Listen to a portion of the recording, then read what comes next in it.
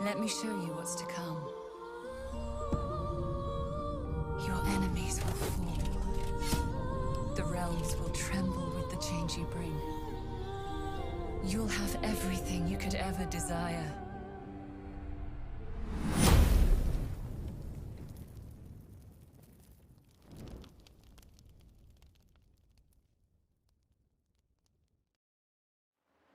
Hello everybody and welcome to panel from hell number 2. I'm so happy to be here with you today and I hope you Last time we did this, it was a lot of fun, and I think we are going to have a lot of fun today also. Obviously, we're going to be talking a lot about Update 4, Patch 4 as we call it, for Baldur's Gate 3. We have a full program about it. We're going to be talking to David Walgrave, our head of production, about the contents of Patch 4. We'll be talking about the patch also with Jeremy Crawford from Dungeons & Dragons, the principal rules designers over there, and with our own Nick Pechenin, who is going to explain to us how we did a certain thing that I'm not going to announce just yet. We will also have some non-Baldur's Gate 3 news. We're going to be talking about our board game, the Divinity Original Sin 2 Kickstarted board game that is. We'll chat about some important Larian Studios news, which is important for us, and we will top it all off with a live gameplay featuring the very big thing that we're announcing today that contains many things, but which I'm not allowed to name, and for which we have no other name than the very big thing that contains many other things. Now, before we get started, it would be good to put our campaign into perspective, to see where we are in our early access campaign, and chat about everything that's happened so far and everything that's going to come. We launched early access a little over 4 months ago, sorry, on October 6th. And since then we released, I think it's 3 updates and 6 hotfixes.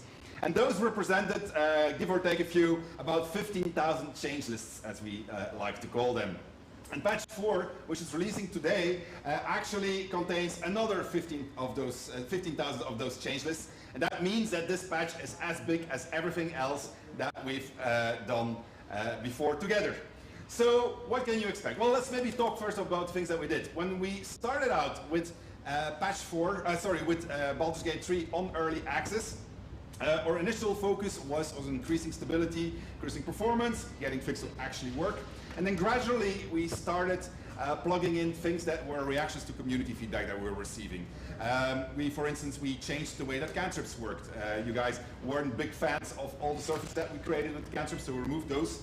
We changed the way that resting was working.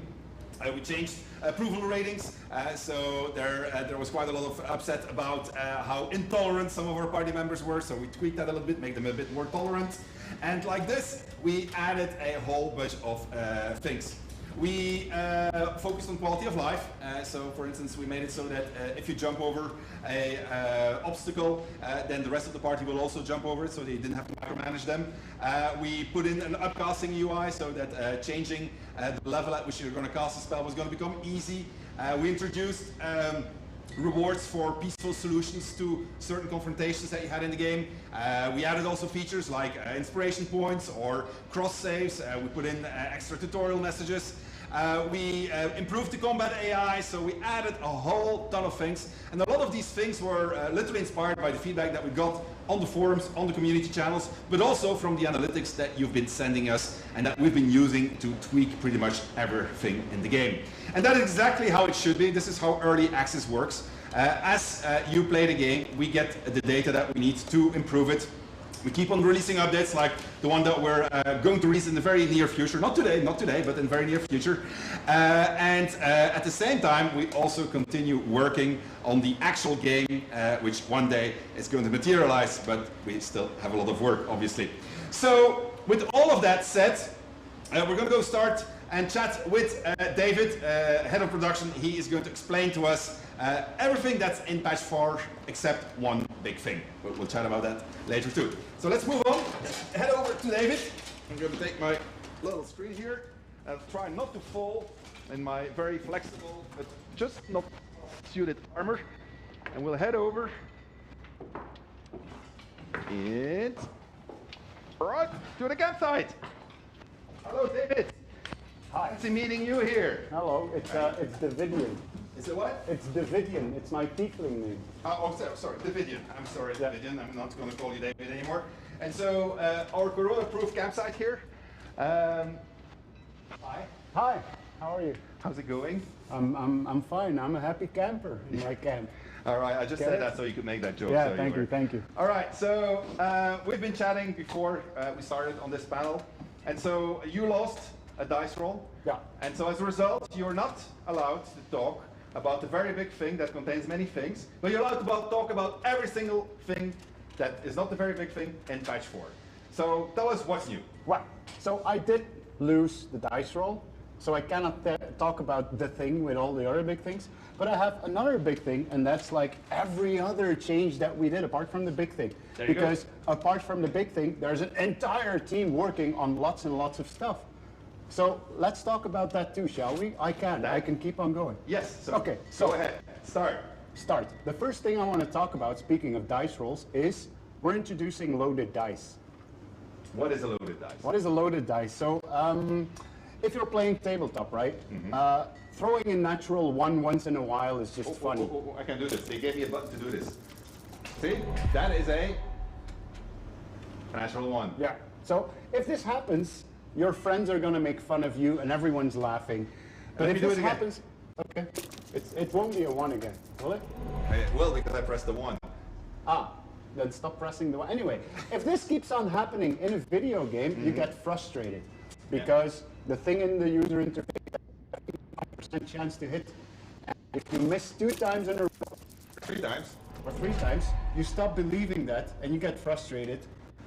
So we now introduced an option, it is an option, where you can turn on loaded dice, and that is going to start turning luck your way. Okay, so it's going to start your luck. So it's going to give you a little extra on the dice if it's really going badly, and then it's going to give you, like, for instance, something like this, right? It's an 11. It's already better. So what it does is it just remembers that you already used once and an 85% chance to hit, and it's not going to do that. Probably, there's still a bit of there, but it's probably not going to do that the next time. So what else did we do? So we had loaded dice. We had loaded dice. Do you remember the Speak of the Dead spell? Of course you do. Yeah, I do. It's our go-to fallback position, actually. So we make it possible in the game to kill pretty much every single protagonist. And so there's a problem with my microphone, apparently. All right.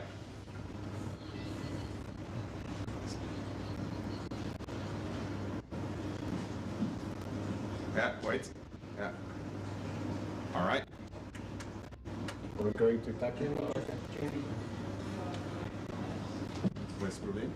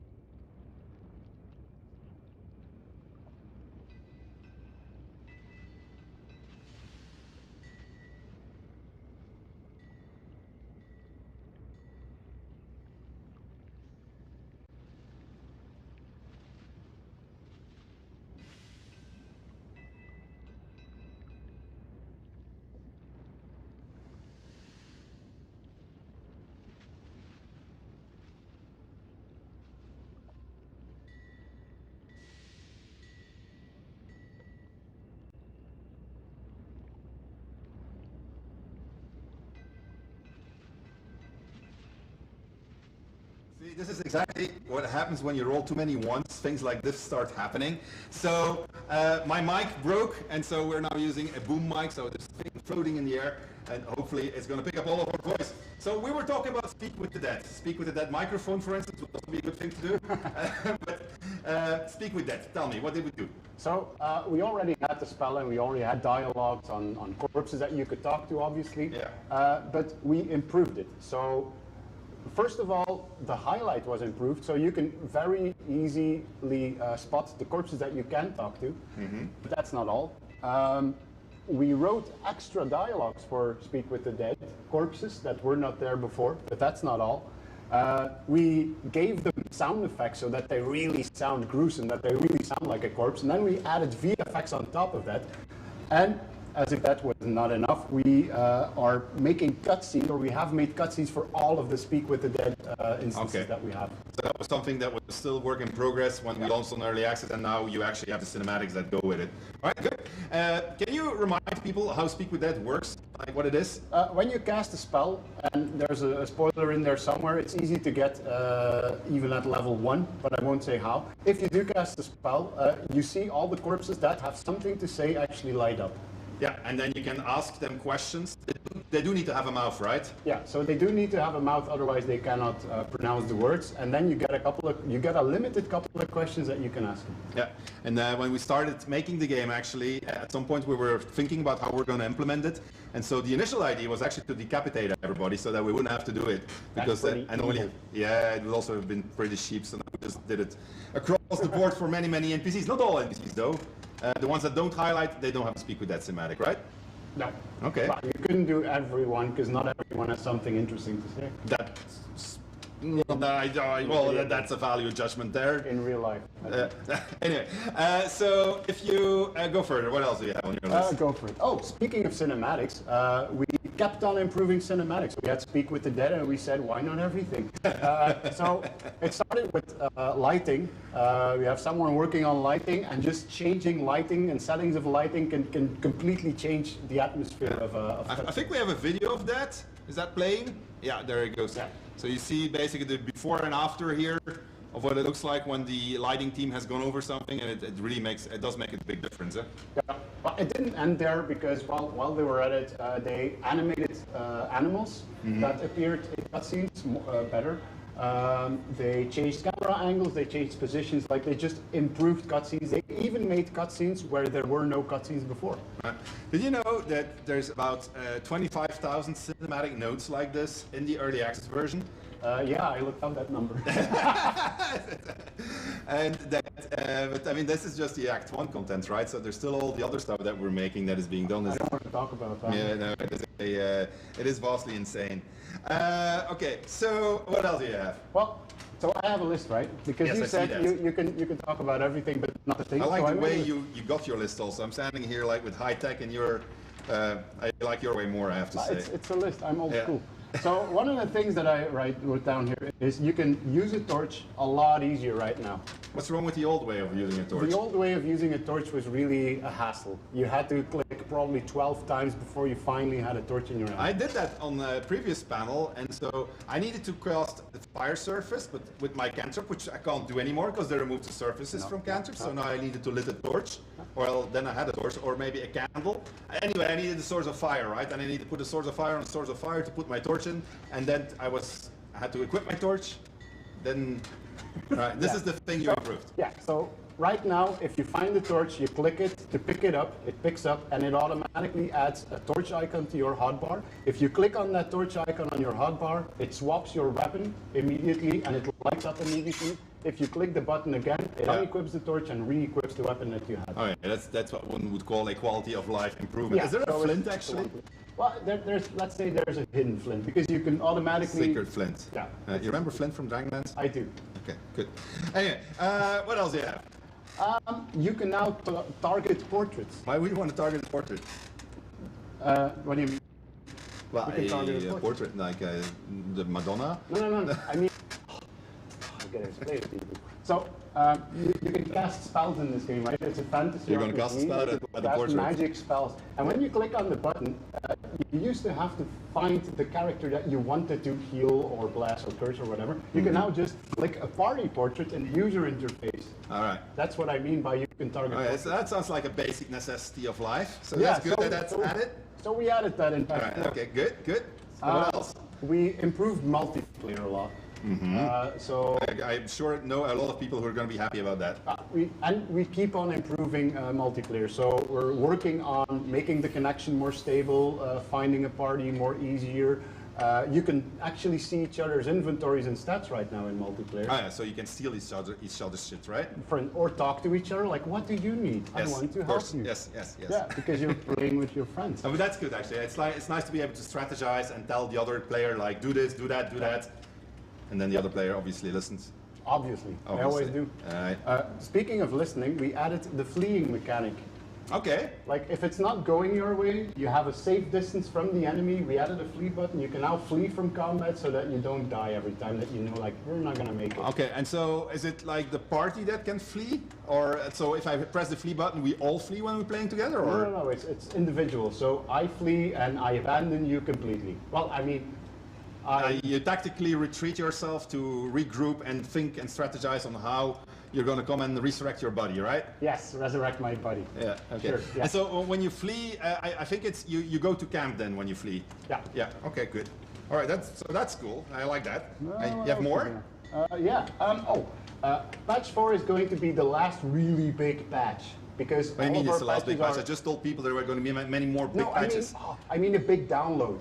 Every patch that we do, even if it's a tiny hotfix, you have to download dozens and dozens of gigabytes. And we're looking into that system. We looked into that system. We improved it. So from now on, all of the subsequent patches are going to be smaller. Okay, so didn't you announce that once before? Yeah. You did? Yeah, but And- we keep on improving the system. You didn't ship the system last time, so now you're good to ship it, you're sure. Yeah. So Now, what happened last time? TechQA said, now it works, guys. Please ship And didn't they say it worked last time? No, And so why did we announce it? I don't know. Okay, all right. So I guess something happened as we were doing it. Anyway, all right. So you don't need to go to your internet provider anymore, beg them for some extra gigabytes, like after you downloaded a Baldur's Gate 3 patch, except this one last time. Yeah, we One don't last know. time. We don't know yet what the size will be of patch. Yeah, because we're still like doing the final tweaks to it, and it's still in QA right now, right? Yep. But it's nearly ready. It's nearly ready. All right. So what else do you have? I have lots and lots, and I won't list them all. The list is long enough. Lots and lots of user interface improvements. We reskinned all of them, I think. No, so not they all of don't them. just not all of them. No, not all of reskinned. them. They just look better. One really big one that you'll notice is the options UI. It's completely different. David, nobody goes to the options UI. Well, Like, people don't we have another want UI to that you can talk about? change video. The container interface. Ah, yeah, the that's one. inventory Yeah, of I've seen little that. containers. Yeah. So what changed? You can sort now on value or a name. All right, and there was also another button in there so that you can now access You your can now inventory easily directly. access your inventory that opens up in a time, well, in a window on screen, so that you can drag items in between. I think I'll those. show that on my Yeah. live stream. That'll It's really make cool. it clear. All right, so what else? What else? Where are we? Okay, we improved pathfinding. Again? But we can keep on improving pathfinding. This time around other characters and more specifically around the village mill. You improved the pathfinding specifically around the village mill. The community said you cannot find your path around the village mill. All right, okay. I guess we're going to blame Edgar again, right? We have been doing so for the last 10 years. Yeah, okay. We probably don't use any of his code anymore, but yeah. No. Edgar was our very, very good gameplay programmer who is still with us today, and we've been annoying him forever About because he was the pathfinding. one that started on the pathfinding code on day one. I mean, like, and it's not a simple problem, and he doesn't have anything to do with it anymore, to be fair also. No. So it's not fair to blame him anymore. I'm sure he wants to.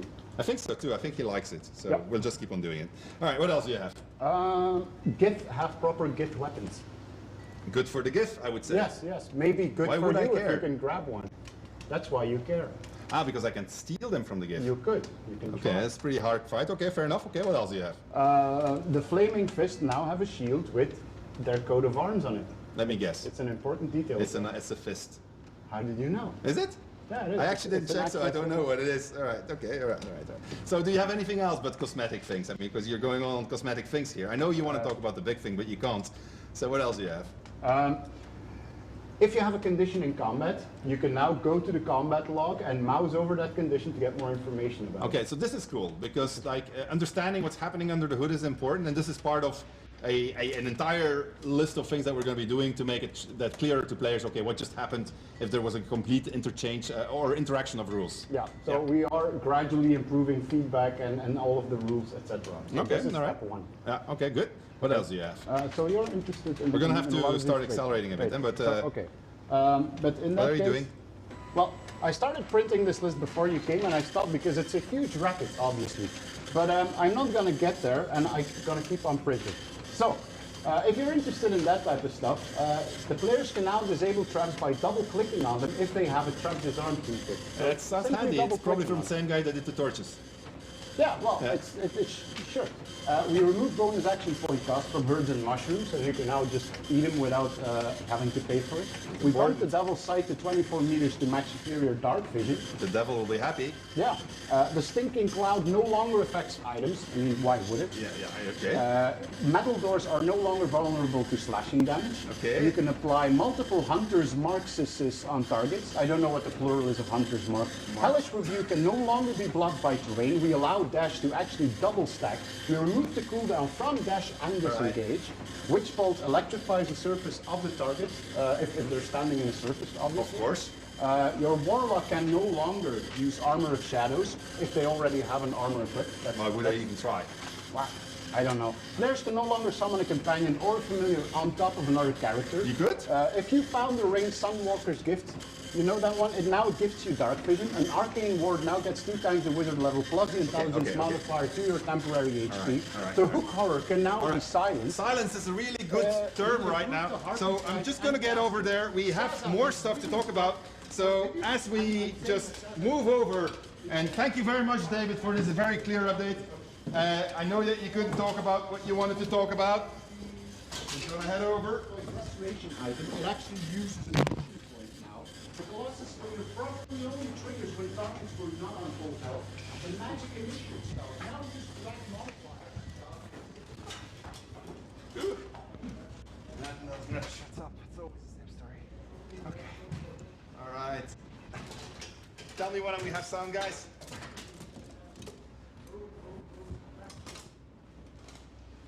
We good?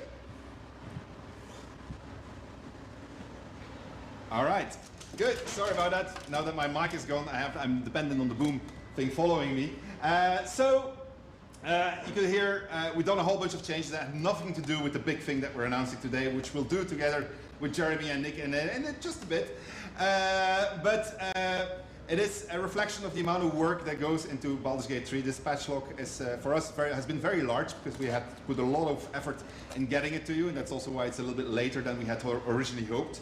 And it reflects probably the biggest challenge that we have with Baldur's Gate 3.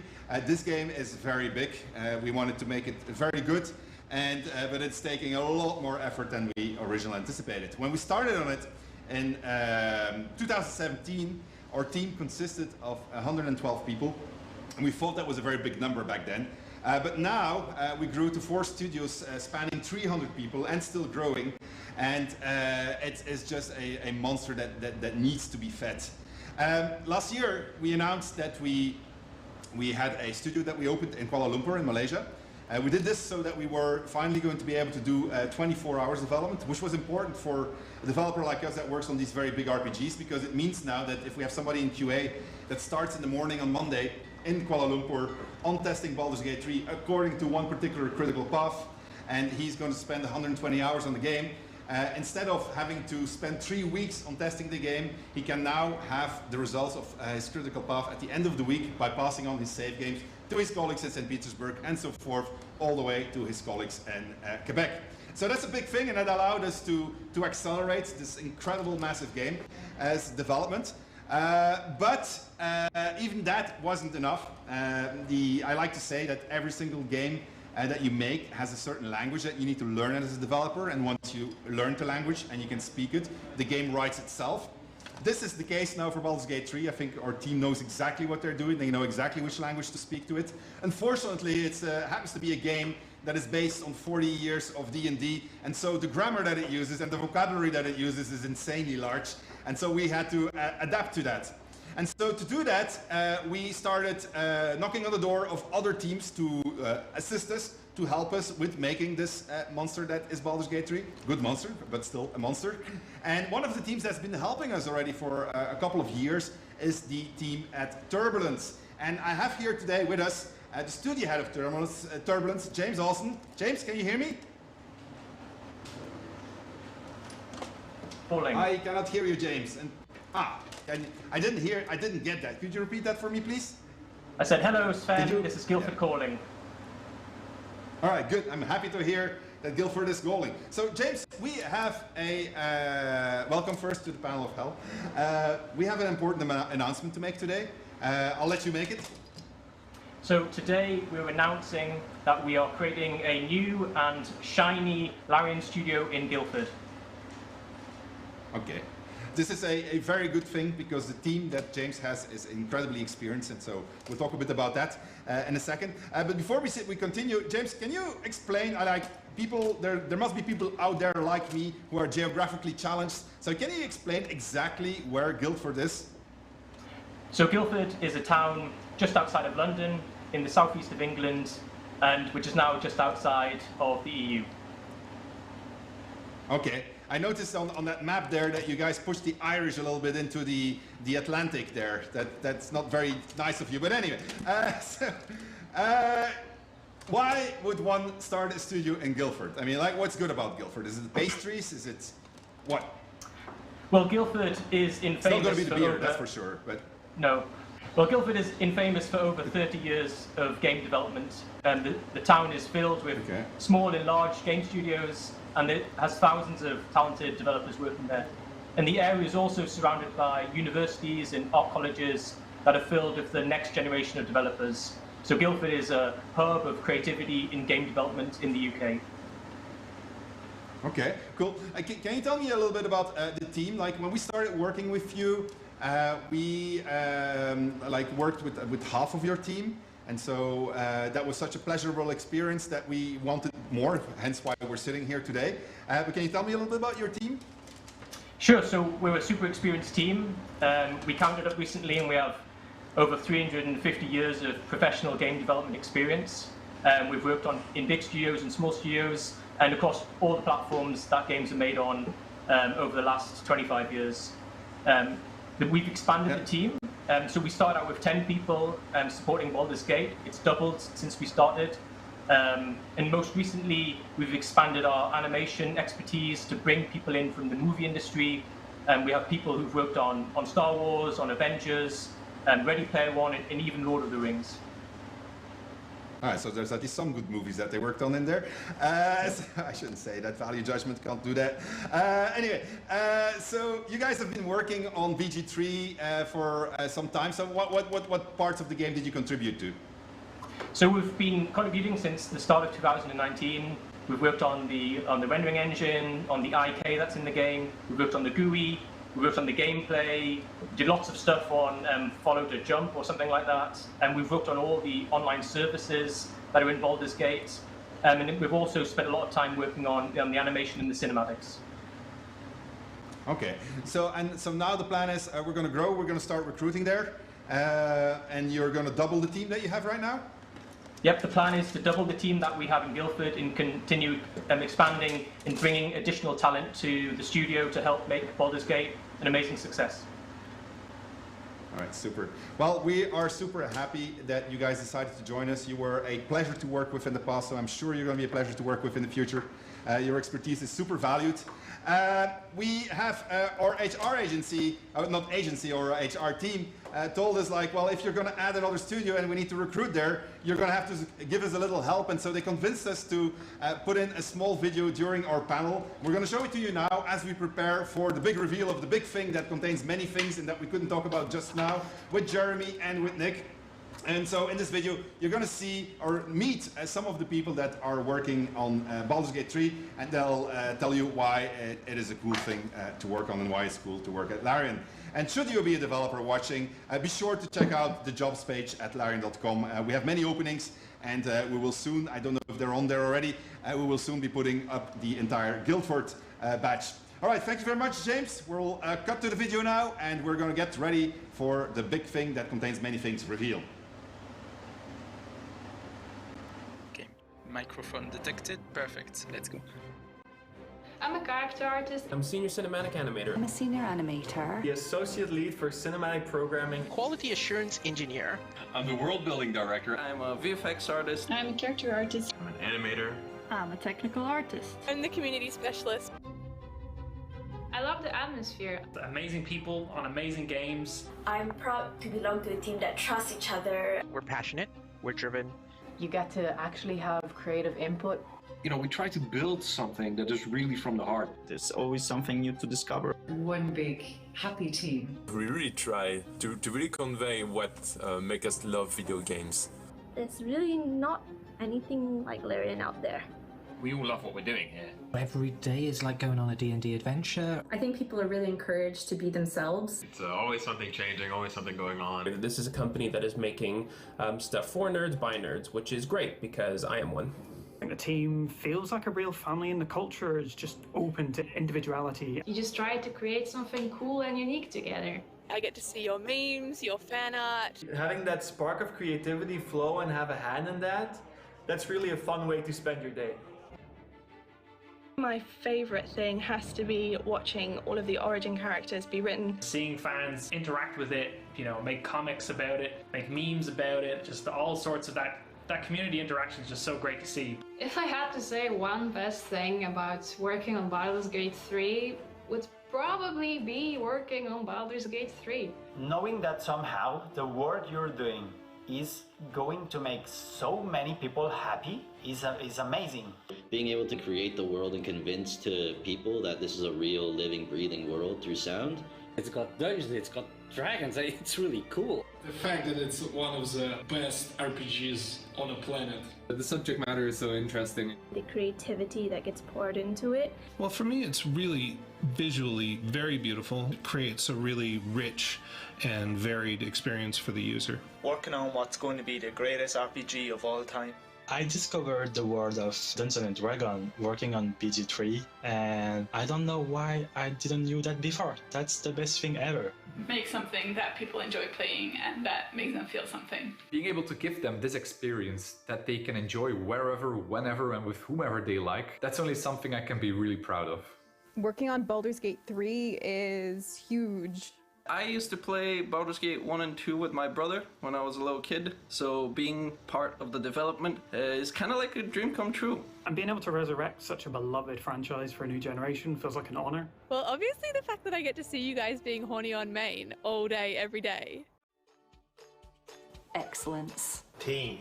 Absolutely fun. Family. Team! Wizards. Adaptable. Big love. Team. A dream come true. Pretty awesome. Friends. Home. Expressive. Inspiring. Family. Unconventional. Team. Unique. Awesome. Whimsical. Weird. In a good way, though. Not, you know. Truly chaotic. Good. Bold. Eidetic. That's a nice fancy one for you. Spent ages Googling it. Perfectionist. Fun. Ambitious. True gamers. Inspiring. Joyful, creatively fulfilling, entertaining. Fun.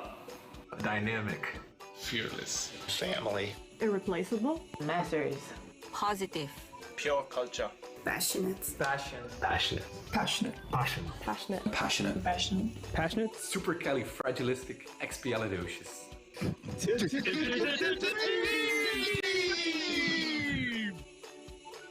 Doggy, no. You want to be in the video? I don't think this would be a good idea to do it outside in winter. I just pressed the record button with my nose because I've got gloves on. Look at this little mind flare. RPG Hall of Fame, baby.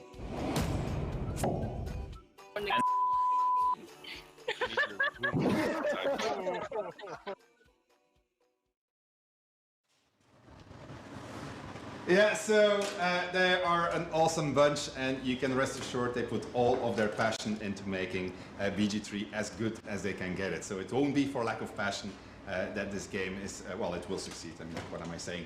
Anyway, we're gonna move over. We're gonna, actually, it's Nick. Nick, can you stop eating the grass and come over, please? Nick? Is he coming? Nick!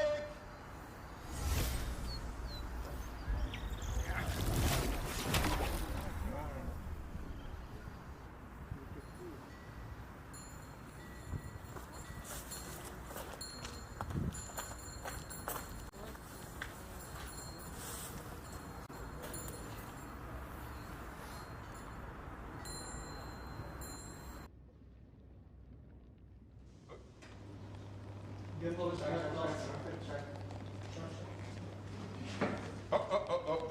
I think we lost Nick in the transformation there. What's happening? We lost him?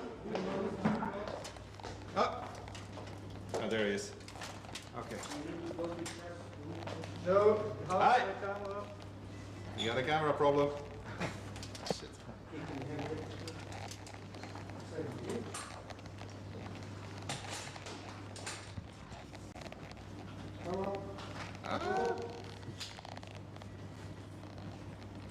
Nick? Nick?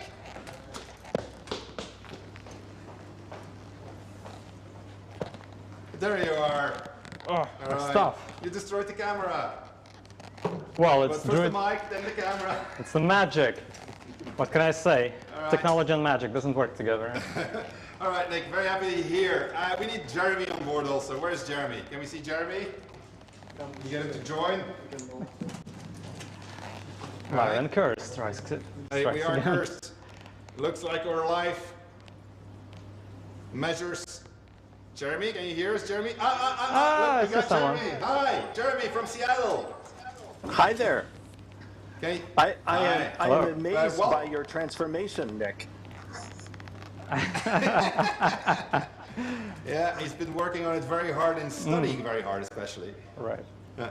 So we are here together to announce the next big class in Baldur's Gate 3, and that is? The Druid, of course. Of course. I mean, like as if the cow was not a dead giveaway. So, Jeremy, you are the principal rules designers at Dungeons & Dragons at Wizards of the Coast. At Wizards on the Coast for Dungeons & Dragons, I should say, probably. Can you explain to us why we're making such a big deal about the Druid? So the Druid is one of the classes that has been in Dungeons & Dragons going all the way back to the game's early days in the 1970s. This class brings together an amazing set of abilities all themed around the forces of nature. Druids are members of an ancient order that channels the powers of nature, weather, fire and ice, lightning. They're able to talk to animals. They're able to heal their friends by channeling the forces of life that are around them. And on top of all of this, they're able to become one with nature by using their wild shape ability to transform into animals like the cow that you just were, Nick. Druids also, on top of all of that, order themselves into these special orders that are called circles. And so they have specializations like all D&D classes do. And the two main specializations for Druids are the Circle of the Land and the Circle of the Moon, with the Circle of the Land emphasizing the nature magic of Druids and the Circle of the Moon emphasizing that animal transformation ability, wild shape, that all Druids share. Druids also are really special in D&D because of their versatility. They have a little bit of everything. They have weapon ability, they've got light armor, they have healing magic, they have destructive magic, they can turn into animals and get around all sorts of problems that might be a blocker for other characters.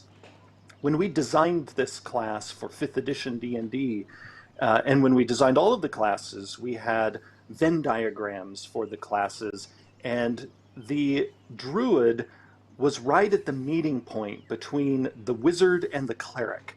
And so if you think of the versatility and destructive ability of the wizard combined with the healing and buffing of the cleric, and then throw in a dash of nature magic and animal transformation, you see the wonder that is the Druid class. I would almost say that it's like a classless class in a class-based game. That sounds familiar. Yeah, it does. All right, so Nick, so you were the man in charge together with your team of figuring out how we're going to bring the Druid into Baldur's Gate 3. Indeed. So what did you do? Like, well, maybe we can start with Wild Shape. So tell me about Wild Shape. So Wild Shape is, of course, the star of the show. It's the ability of a Druid to turn into a beast and utilize beast powers. We picked 7 forms for you to turn into, 6 beasts and 1... Currently in early access, right? Yes, currently, just for the early access content to whet your appetite. Such forms as the giant badger that can burrow into the ground. Can you show that? I think you have a video of that. I was about to, but it seems like my magic panel oh, your magic panel is not working? died. I'm gonna press a button and I hope something happens. No, maybe we should get tech support here. Maybe we'll just break out for a second to technical, and yes, we have some cool clips for you. Of course, nothing works in Larian Studios, and then whenever we do something, everything breaks down. We're lucky we still have power, actually.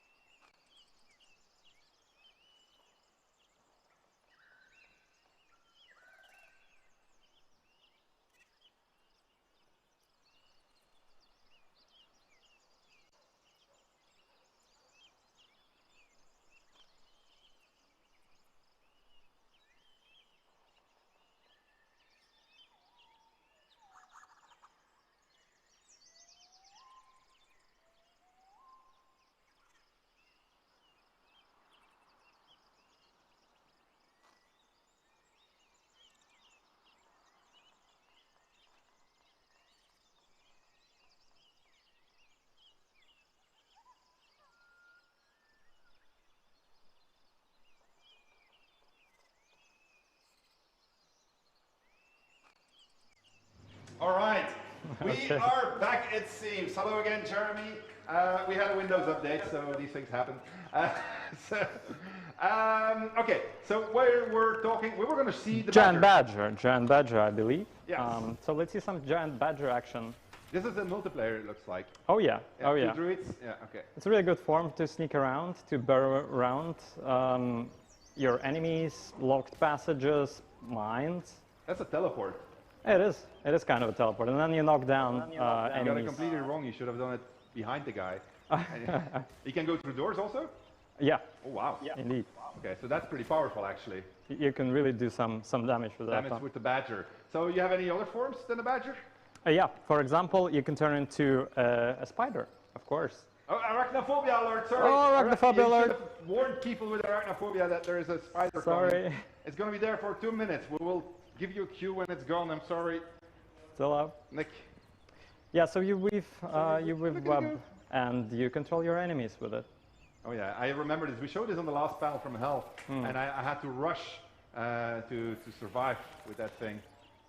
That's actually cool. And you're webbing with it also. Yeah, you can create webs, and other spiders won't attack you, I believe. Okay, so the Druid is versatile, Jeremy just mentioned.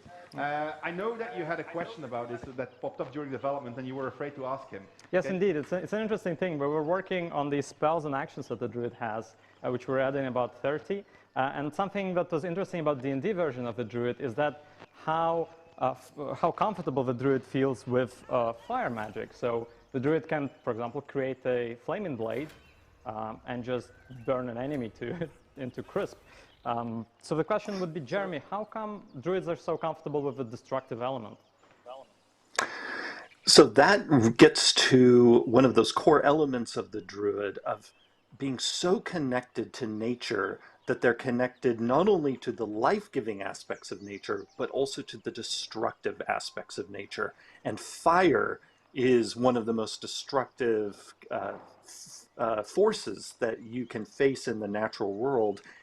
But it's also often a life-giving force, because we know in our world that a healthy forest often relies on controlled burns or limited burns for the forest to truly thrive. So druids are tapping into that force, as they do with so many other natural forces. But there's also a mythological angle to it. The druid, in its early conception in Dungeons and Dragons, owed a lot of its identity to various things that druids do in Irish folklore. And one of the things that druids do occasionally in Irish folklore is call fire down upon their enemies. And you see this in the tabletop RPG with druids eventually getting the Firestorm spell, which is actually a direct nod to an event in Irish folklore where a group of druids calls down a rain of fire on an opposing army. And D&D often has this sort of thing in it, where you'll see something that's in the game and you might wonder, how the heck did this get here? And often the answer is you're looking at something that lodged in the game from ancient myth in the real world. Well, you've got a lot of firepower. I know what you do. Don't you have a big ball of fire? It's a big one. It's the flaming sphere. You can control it, by the way. It creates a trail of fire, and of course it burns everything and everyone. Okay, that sounds like the kind of thing I need. I'm actually going to use this in my lifetime, and I figured out a glitch. And you got to promise me, if I show you the glitch, that you're not going to take it out. We'll make it a roll, okay? I have a D20. Yeah, I don't trust your dice anymore, my friend. All right, so a loaded die, of course. What is your favorite thing about the Druid, Nick? I really enjoy this little cantrip they have, the Thorn Web, that you can use to pull off enemies from high places. And oh yeah, that fight. Yeah, that is actually handy if you can be able to throw them down. Oh, you fell there. How the hell do you get a bullet on a beach anyway? Whoa, that's a lot of magic involved. Yeah, that was. I think that was somebody cheating to make that video, right? It's very possible. All right, so there's much more being added. Like one of the things that I thought was like when you explain it to me is underwhelming is the Goodberry. But then I'm told that the Goodberry is like a favorite and it's like considered overpowered. Is that correct, Jeremy? So Goodberry is loved in the tabletop game, partly just because of the flavor, pun intended, of this delicious berry that you get to eat that not only heals you, but also fills you up as if you had just eaten, enough food for the day. So there's just this enchanting narrative component to it. It's a bit like lembas bread from the Lord of the Rings. You nibble this thing, it's like, whew, I'm good on food for the day. Now, in the tabletop game, Goodberry can be extremely powerful if you multi-class. So if you are a druid and you're a cleric who's a cleric of life, clerics of life are able to boost the effectiveness of Goodberry to a level that is extraordinary. Well, that's pretty much what QA have been telling me also. Like it's overpowered, gotta go down on the Goodberry. Speaking of combinations, actually, we changed the rules slightly on how Wild Shape works, right? Yes, indeed. So we were messing around with it, and we thought that it's really cool to go from one shape to another during the combat. So we made dismissing a shape free. And so if you're a druid of a Circle of the Moon that focuses on wild shapes, you can dismiss a shape for free and then use your bonus action to take a new shape. So that means if I am like my favorite form, polar bear. Well, no. Let's say that I'm a bird, and which allows me to fly over large distances, like so. And then in the same turn, I could turn my bird into a bear. Is that what you're saying? Oh yeah, you can fly down behind the enemies, turn into a bear, roar, get their attention. So you can combo these forms. Do you have a video of a bear? Because it's just the polar bear is just insanely cool. Let's try the bear. There we go. Boom. This bear is going to be specific or unique for moon druids. Okay, all right. This is polar bear, so everybody's going to play Circle of the Moon again. Look at that guy go. He's so cute. I think we made him be able to sneak as well. Oh yeah. Yeah, look at him sneak. It's just my dog sneaks like this. He learned it from the cat. It's like it's ridiculous. There he's goading, right? So this is like taking all the aggro to him, which is quite handy actually if you're walking around with a bunch of puny mages like I usually do. So Jeremy, is that okay that we like change the rules like that for the wild shape? Are you fine with that? For the discussing wild shape story? Absolutely. So often it's important for people to remember that designing for different media requires a different touch. So designing for the tabletop game is a very different beast from designing for a video game.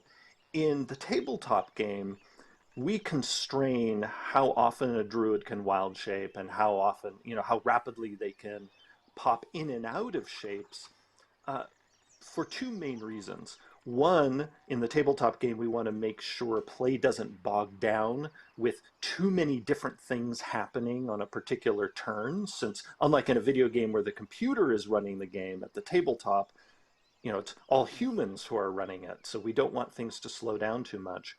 But there's another factor. In the tabletop game, druids can turn into pretty much any beast they've ever seen, as long as that beast meets the criteria listed in the wild shape feature.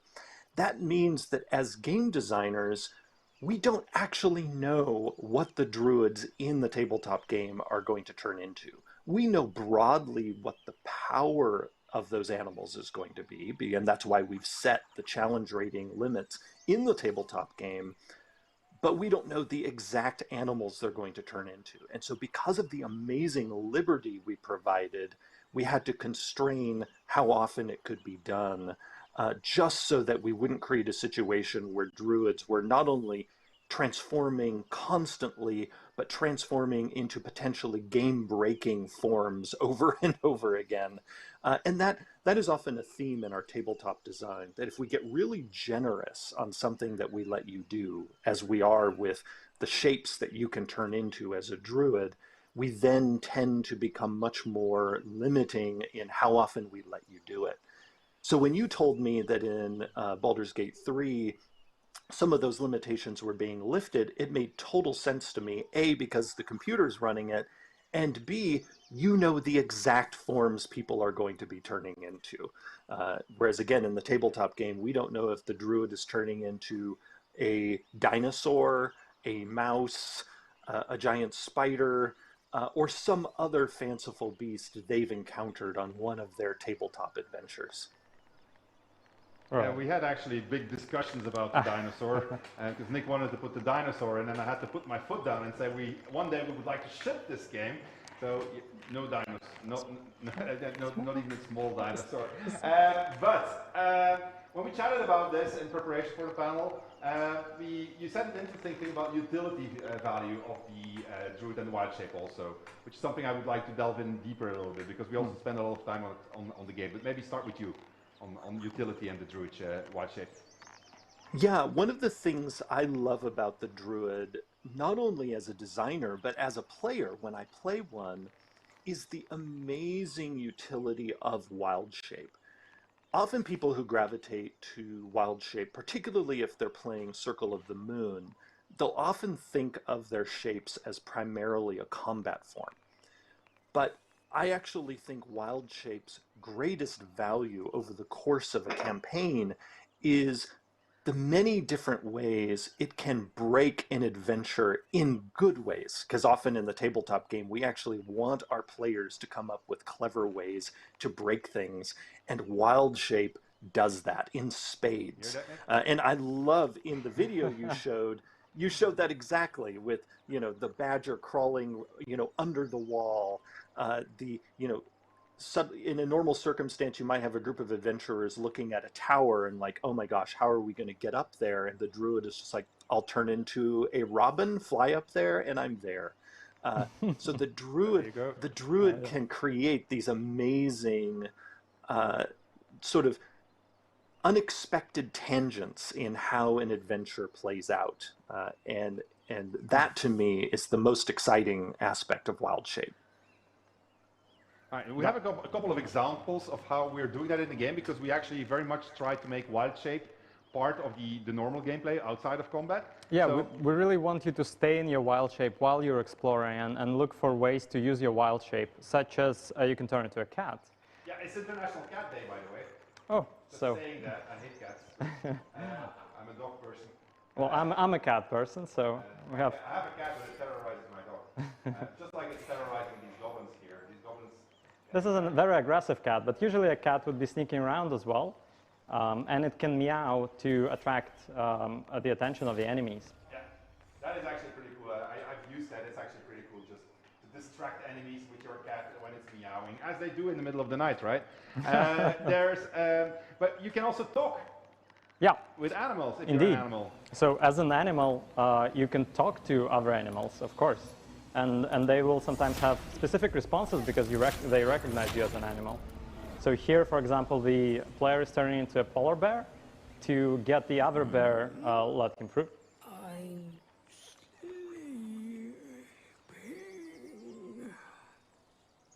love what cinematics did here. Of course, this added a lot of work to cinematics. Okay. Yeah, it did. Making sure small beasts and big beasts. Extra lines of dialogue they added for this patch. And cinematic notes as a result of it also. So you can talk to animals, you can abuse it. Well, I'll show you how you can abuse it. I'm going to single-handedly do a dungeon that has been declared unsingle-handedly doable with my druid shape. Well, I'll try at least. Well, so there's one thing that I've been meaning to ask you. Well, actually, I would like you to show, Nick, because we just saw that cat was climbing down the ladder. But what if I'm like a huge cow with fire in my eyes? I know it's not called a cow, but I can still think of it as a cow. It is a deep wrath. It's a mythical beast from the Underdark. And of course you can climb in it because it would be silly and slow if you would have to pop in and out of your form every time. All right. So that was a big discussion with the animation team, of course. And I love it. Cracks me up every single time I see it. It's like it's still a little bit buggy there, so that's one of the things that we still need to fix. On the ladder, but it's just awesome that you can do it. And indeed, I fully approve of the fact that we don't make you get out of your regular shape and just jump on top of this. And this, my bear can also climb like this, so they all can climb. All of them, yeah. And they can sit also, right? They can happens when they sit on a chair? You just chill out and maybe you take a screenshot. You can sit on chairs, you can lie on beds and all kinds of rock slabs that work as beds in Druid Grove. All right, so this sounds pretty cool. Maybe last bit, because you just mentioned Druid Grove. Baldur's Gate 3, opening act, you got a Druid Grove. Yeah. And we stand in a Druid Grove here, all right?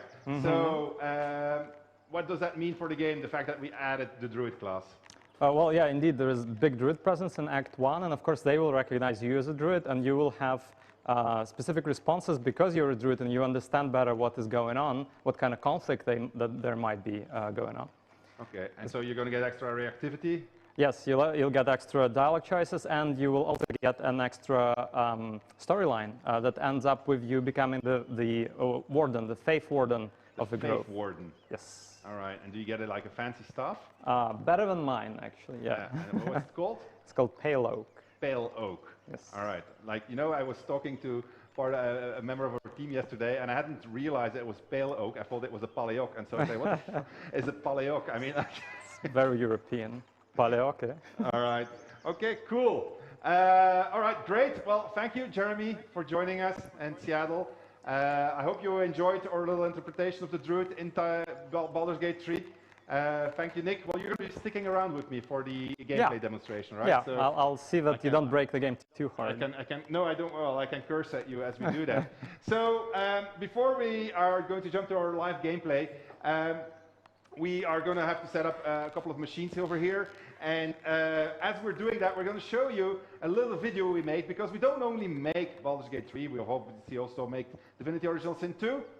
And we started making board games and graphic novels. So we have a graphic novel, which is Divinity Original Sin 2, God Woken, and it's amazing.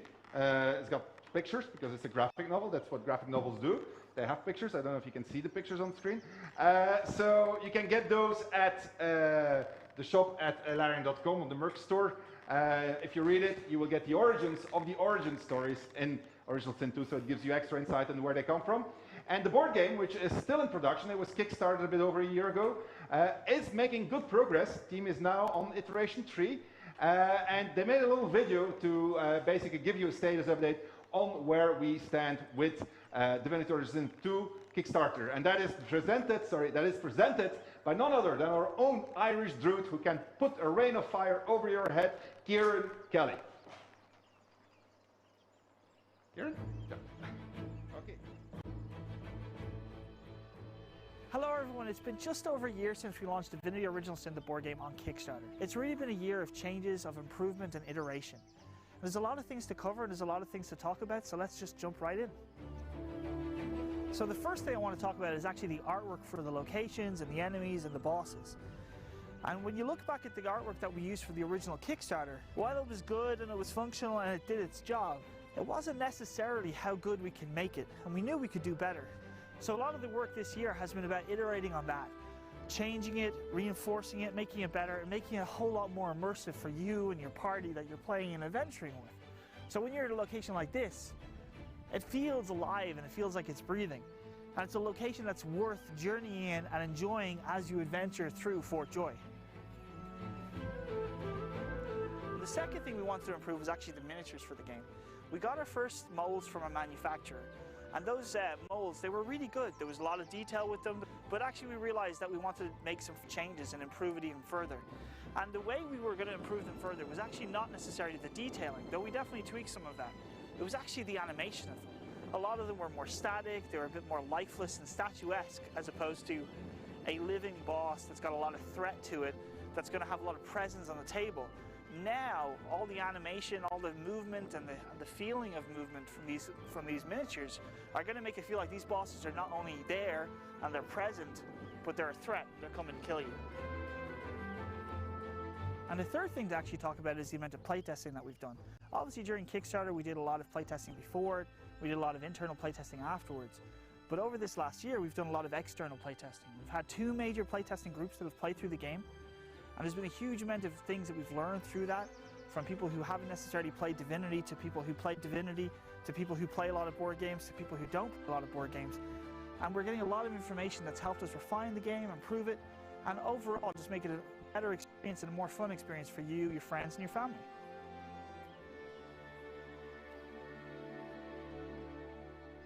So that about does it for how we've been getting on this year. I just want to say a big thank you to the community for all the support we've gotten so far. If you're still interested in following along, you can do that on Kickstarter. We do monthly updates. Otherwise, you can still back the game on the Larian merch store. But for me over here at Fort Joy, back to Sven and Avernus. Now, how do I get off the sign off?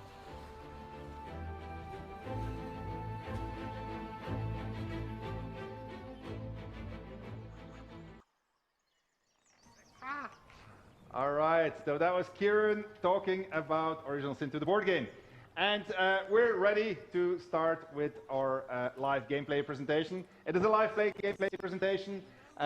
Things will go wrong. I just don't know which things are going to go wrong. There's one particularly annoying bug in the game that is the reason why the patch has not been released yet. That is still being looked for in our QA. Well, there's actually a few of them actually, but this one is a particularly nasty one. So I might encounter it. If I encounter it, we will just pretend that we have technical glitches. But there's good chances that we are not going to have it. And I didn't encounter it that many times, but it is there. So anyway, let me present you my party. So this is Lar. It is a Lightfoot halfling, and she is a druid. Then we have Shadowheart, who most people who played the game in early access already know. Cleric, level 4 also. We have Gale, a wizard, also a level 4. And then we have Lysel, my fighter, also a level 4. And together we are going to go on a small adventure, and we're going to deal with a particularly nasty lady. So let's get in there and get our quest set up, and then from there on, we're going to start showing off all things Druid. Let's get over here and see what this argument is all about. Lads, for the love of all that is holy, I've never clapped eyes on your poor sister. Drop the act, hag. You was the last to see Mayrina. Just let her go. Please. You there? Please, I don't know what's come over these boys. I just want to go home. Stop this. Oh, my insight failed. Ask again. All right, so what's going on here? Careful. Don't trust a word out of her mouth. Our sister went to the hag, and we ain't seen her since. Hand over heart, I don't know their sister. I will gladly help you all look for her, though. Enough. Where is she? I could say, I won't let you hurt this woman, not getting involved, or I could say, like, tell the truth, what did you do to their sister? So let's go for the last one. Bollocks. You were supposed to rush to my defense, love. Fat lot of good you are. Some advice. You ever darken my door, you'd best have that head bowed and an apology at the ready. Bye-bye now. Bloody She's hell. certainly not an innocent old lady. She can do this. Ain't seen nothing like that before. She could shoot fireworks out of her backside for all I care. The hag has Rina. So will somebody please tell me what's going on? It's our sister, Mayrina. She's... well... she was in a bad way after her husband died. Started saying weird things, like how she was gonna bring him back. Next thing, she's gone looking for the hag. Of all the stupid things to do.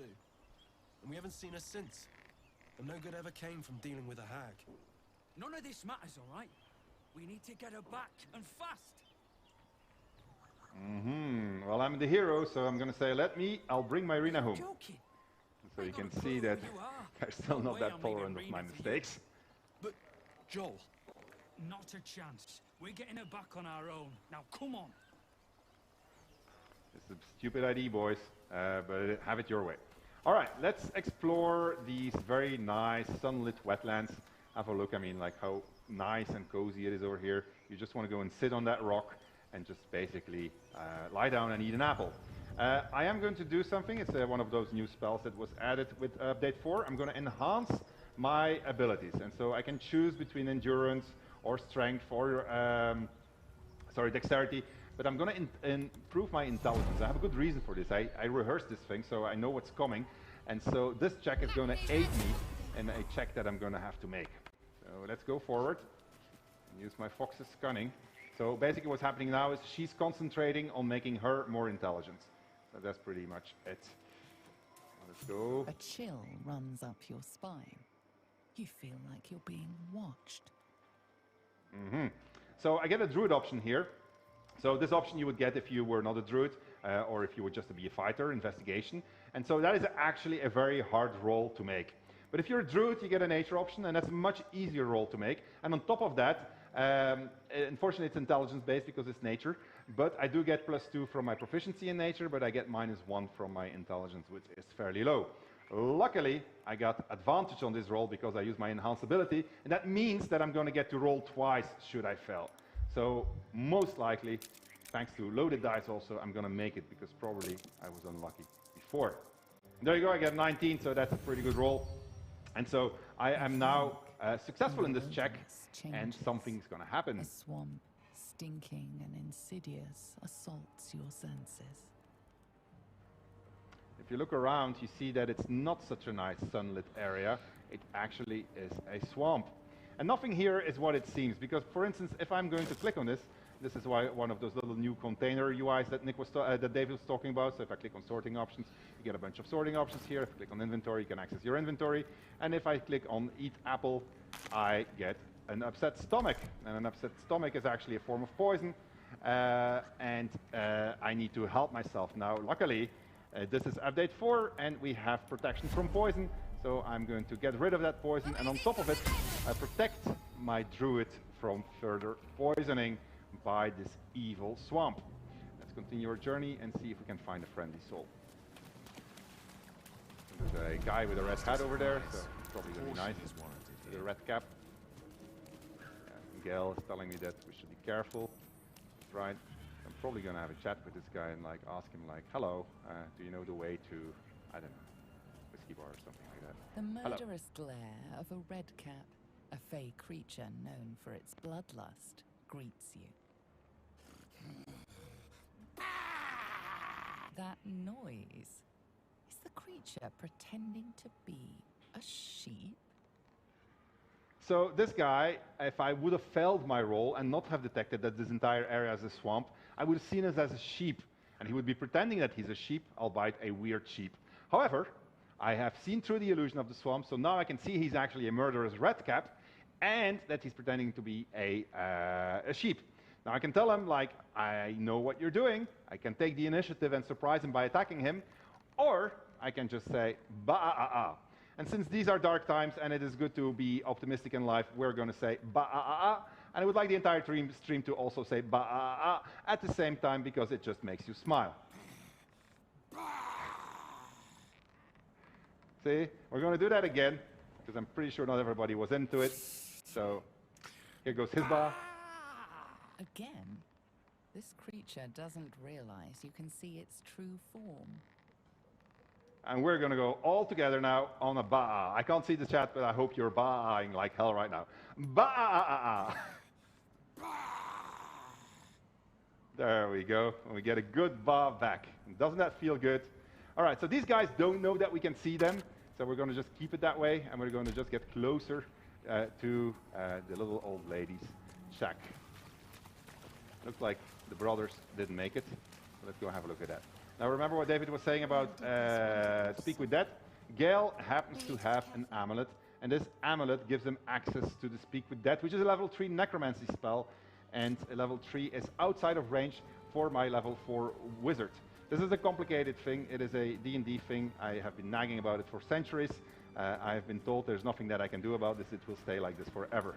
So we're trying to explain it to you, but I'm going to cast my level 3 spell with my level 4 guy using my amulet, and this is going to give me access to Speak with Dead.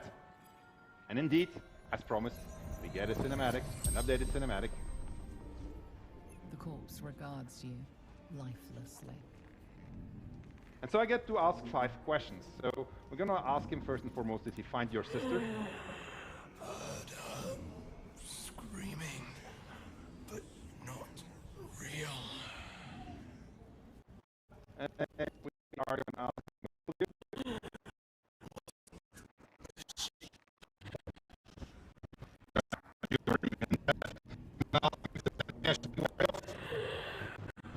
Don't bring the water. All right, and I'm going to just leave it at that. Now, David mentioned that we made it more user-friendly to be able to continue playing with Speak with Death. You actually get to recast it on any dead body until I take a, I think it's a long rest. So I can now basically talk to his brother. And indeed, we get another cinematic. So we see that that cinematic system is now covered. Kill the hag. And this is the method that we use for when you kill everybody like an idiot and then you don't know what to do anymore. Not that you are idiots, of course, it's up to you how you play the game and so forth. But if you kill everybody and you didn't pay attention to the story and you don't know what to do anymore, you can just go talk to their bodies and then they'll tell you what you have to do. So this guy is saying like, well, kill the hag. And that could give you a quest update if you didn't get the quest, etc., etc. So I'm going to ask him, what drove your sister to leave? She's scared she won't be a good mom, but she will. I know it. Okay, and how did you plan on killing this hag? With pitchforks. Stupid. Well, we can agree on that. Let's ask, well, I mean, I think, well, how did you die, actually? So innocent. The I guess it was not the... Let's continue with our journey. We'll meet the old lady herself. There are a couple of questions about why these brothers are dead, what's up with the sister, and what in general is going on with the swamp and the red caps that are pretending to be sheep. Alright, let's get in here. And then you see the decoration has also been, if you played it in early access on day 1 and you play it now, you see that everything is getting continuously improved. So this place is starting to look really nice. Alright, let's go in here.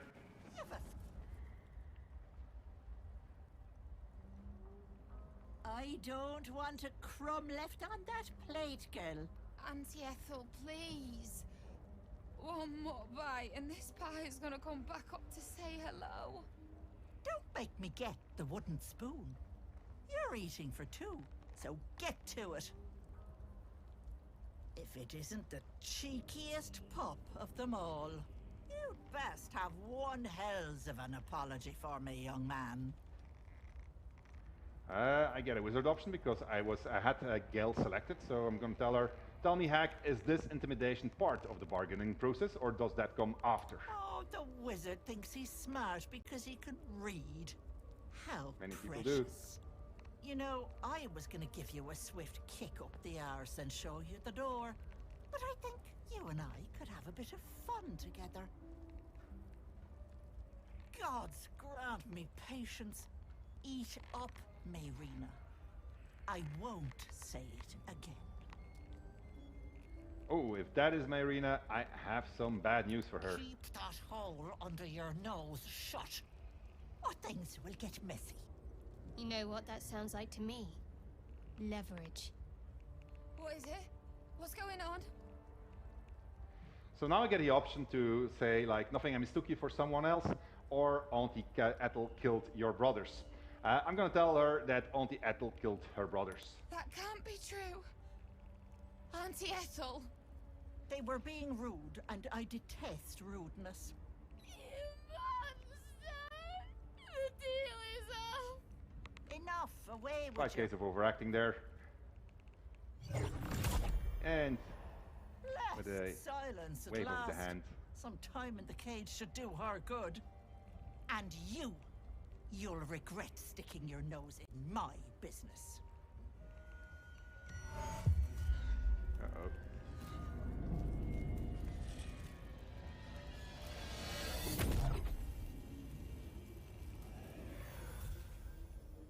Hello.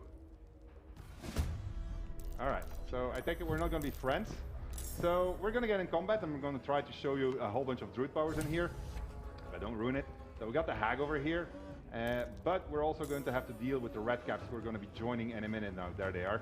So I'm going to use my druid's ability Moonbeam, first of all. And I'm going to cast it at these 2 gentle fellows. So basically, I now have a Moonbeam, and every turn I'm going to be able to move that beam if I want. So the beam is going to get. I'm going to steal my watching now, and I'm going to pick my bear, my polar bear, because I'm Circle of the Moon Druid. Alright. Okay, perfectness.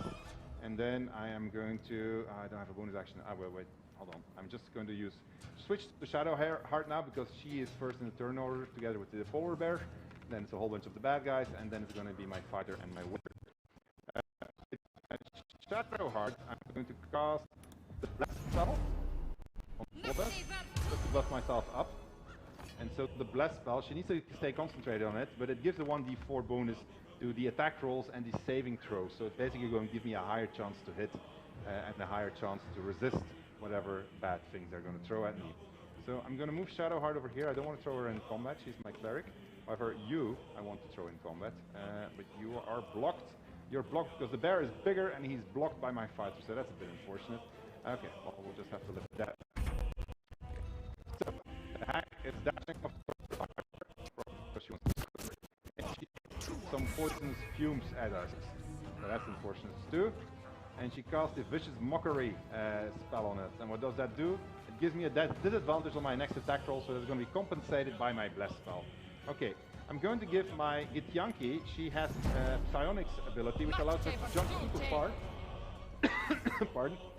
And I am going to teleport her next to those guys, just to make sure that they don't pass without my Githyanki taking a swipe at them with her attack of opportunity. And then I'm going to use Gale. I'm first going to get him out of the poison here. All right. And I am going to... I'm going to... Well, no, I'm going to do grease first. To try to plug them. Somebody from the production team give me something to drink because of the smoke behind me. I'm getting a very sore throat. Okay. All right. So we've got a whole bunch of greased up. What do you call them again? The red caps. So I'm going to try to. Well, I'm going to smack at this guy. He's on the floor, right? But she has. Oh, no, sorry. I need to select my Githyanki fighter, and I'm going to use accent search, which. Oh, actually. Yeah, no, I'm going to do that. Alright, so I'm going to just smack this guy. I could actually put them all on fire, but I like them being in the grease, so I'm going to keep them in grease. Just smack. Oh my god, look at that, 22. That was pretty good. And he is going to... Well, no, he's fine. Well, he's not exactly fine, but he's going to do well. Alright, so my bear is poisoned, but now it can move. I'm going to get him into combat, so I'm going to give him a dash. I'm ignoring the hag because I know exactly what she's going to be doing. She always does the same routine. So I'm going to go over there. I gotta warn you also, there will be some spoilers in this. And the bear and the Githyanki are basically going to keep these guys away. And on the next turn, I'm going to have a hold. The bear also. Hold on, my mouse is not reacting. Okay, and I'm going to do with her. I'm going to cast a guiding bolt. If I can. One of them. Yeah. Perfect. And that's 26. That must have killed him. Wow. Okay. Good. All right, next turn. Sam? Yes? Ah, thank you, sir. Through the corona. Oh, thanks.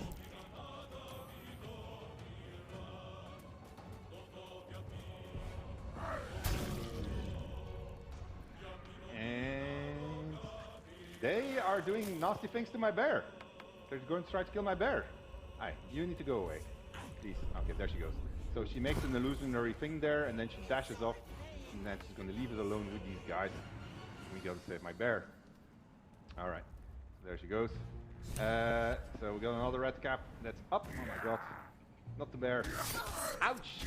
So the bear is out of HP, but now you see how powerful the druid is actually, because she just changed back into her druid shape. Ow, ow, ow. And she's still alive, which is actually a good thing. Okay, we need to fix this here. Now this guy has only 13 left. This one has 12, so if I do a really good sleep spell, like sleep level 2, I can put 2 of them to sleep. Bang, there you go. And I only need to deal with this guy. And as it happens, I got my Githyanki warrior here. She could boost herself, so she's got a really cool weapon actually. She's got this Tyr's weapon, Sword of Justice. It gives her Tyr's protection, so she can boost her AC with 2, which makes her very hard to hit. But it could also spell her doom if she fails. So I gotta be careful, and I already used my action search. What would you do actually? Would you hit her or boost your... drink the potion or boost your AC? That's a big question. Keep hitting. Yeah, I know, but I have a bonus action. Will I drink or will I use Tyr's drink. Protection? Chug. Okay, I'll drink for plus 15, and then I'm gonna just smack. Oh, that was not the best smacks in the world. But maybe my wizard can still do it. No, he already moves, right? Okay, well, we'll just have to survive until... Oh, well, that's great, it's her turn. Oh, this is gonna be easy. Maybe we should remove some of the poison on them. Maybe we should... I didn't put any healing spells on my bar. Smart. Pretty smart. Because these guys are gonna wake up again eventually also, right? You have a scroll, I think. Okay. Alright. It's one that I need to be next door to her. Alright, well, we're just gonna try to kill these guys then. That's actually possible, right? Oh my god, I'm really going well here. This is going to be easy, this fight. It's gone differently, I can tell you that. Alright, we're gonna turn into a arachnophobia warning. We're gonna turn into a spider. And why am I gonna turn into a spider? Because I can... Oh no, actually we're gonna do the deep prophet, right? I'm gonna go the bull with the fiery eyes. I'm gonna ram him. Alright. There we go. And we're just gonna ram these guys. Ram it! Oh, that was a very disappointing ram. Alright, so you're still there. Get a bit closer. Actually, do I still have? No, I don't. Okay, you nerfed that. Okay, no worries. Up to them. But this guy, what is he doing? He's casting Bloodlust on this guy. What does Bloodlust do? Probably nothing good. Oh, he can hit 3 times? That's a multi-attack. It's because of the Bloodlust, right? Creature can attack 3 times. It regains 3d6 hit points if it lands a killing blow. We can't allow that to happen. Alright, so 22. I'm gonna put my AC up. Alright, so that's gonna give me like a very high armor class now. 18, so 15 from armor, plus 1 from dexterity, plus 2 from the boost. And we're going to smack this guy. Oh, this is a good smack. And now, okay, he can finish her. He can probably finish it off with his magic missiles. So let's try that. Cast magic missile. Oh, actually, oh no, that's too cast. Oh no, I'm going to cast magic. Yeah. Up, 2, 3. Goodbye. There you go. Very, very, very good. Fortunately, there's a level cap, so I'm not really leveling. We still put the level cap in early access to level 4. But we're doing not that bad actually. It's gonna work out. So she now smacks him. Maybe she should have put the thing on her. Okay, should have done it vice versa. It wasn't the most clever move in the world. But I think we're good, right?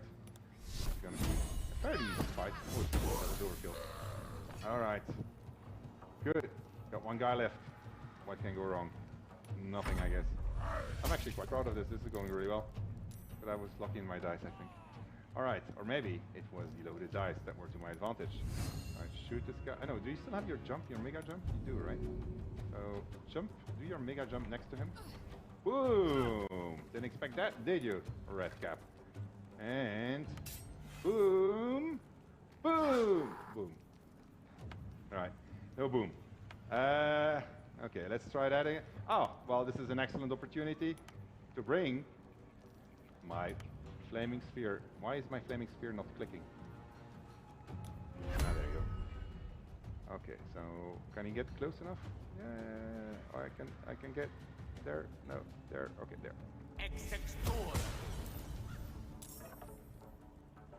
So now he's not only having to deal with a dangerous Githyanki, he also has to deal with a dangerous flaming ball of fire. So this is going really well. All right. So, let's see. Can I do the Thorn Whip? Just to please Nick, because he likes it, that spell so much. No, I'm going to do Moonbeam, that's why I'm going to do it. Or maybe I'll throw a good berry. Nobody's going to throw a good berry at Liza.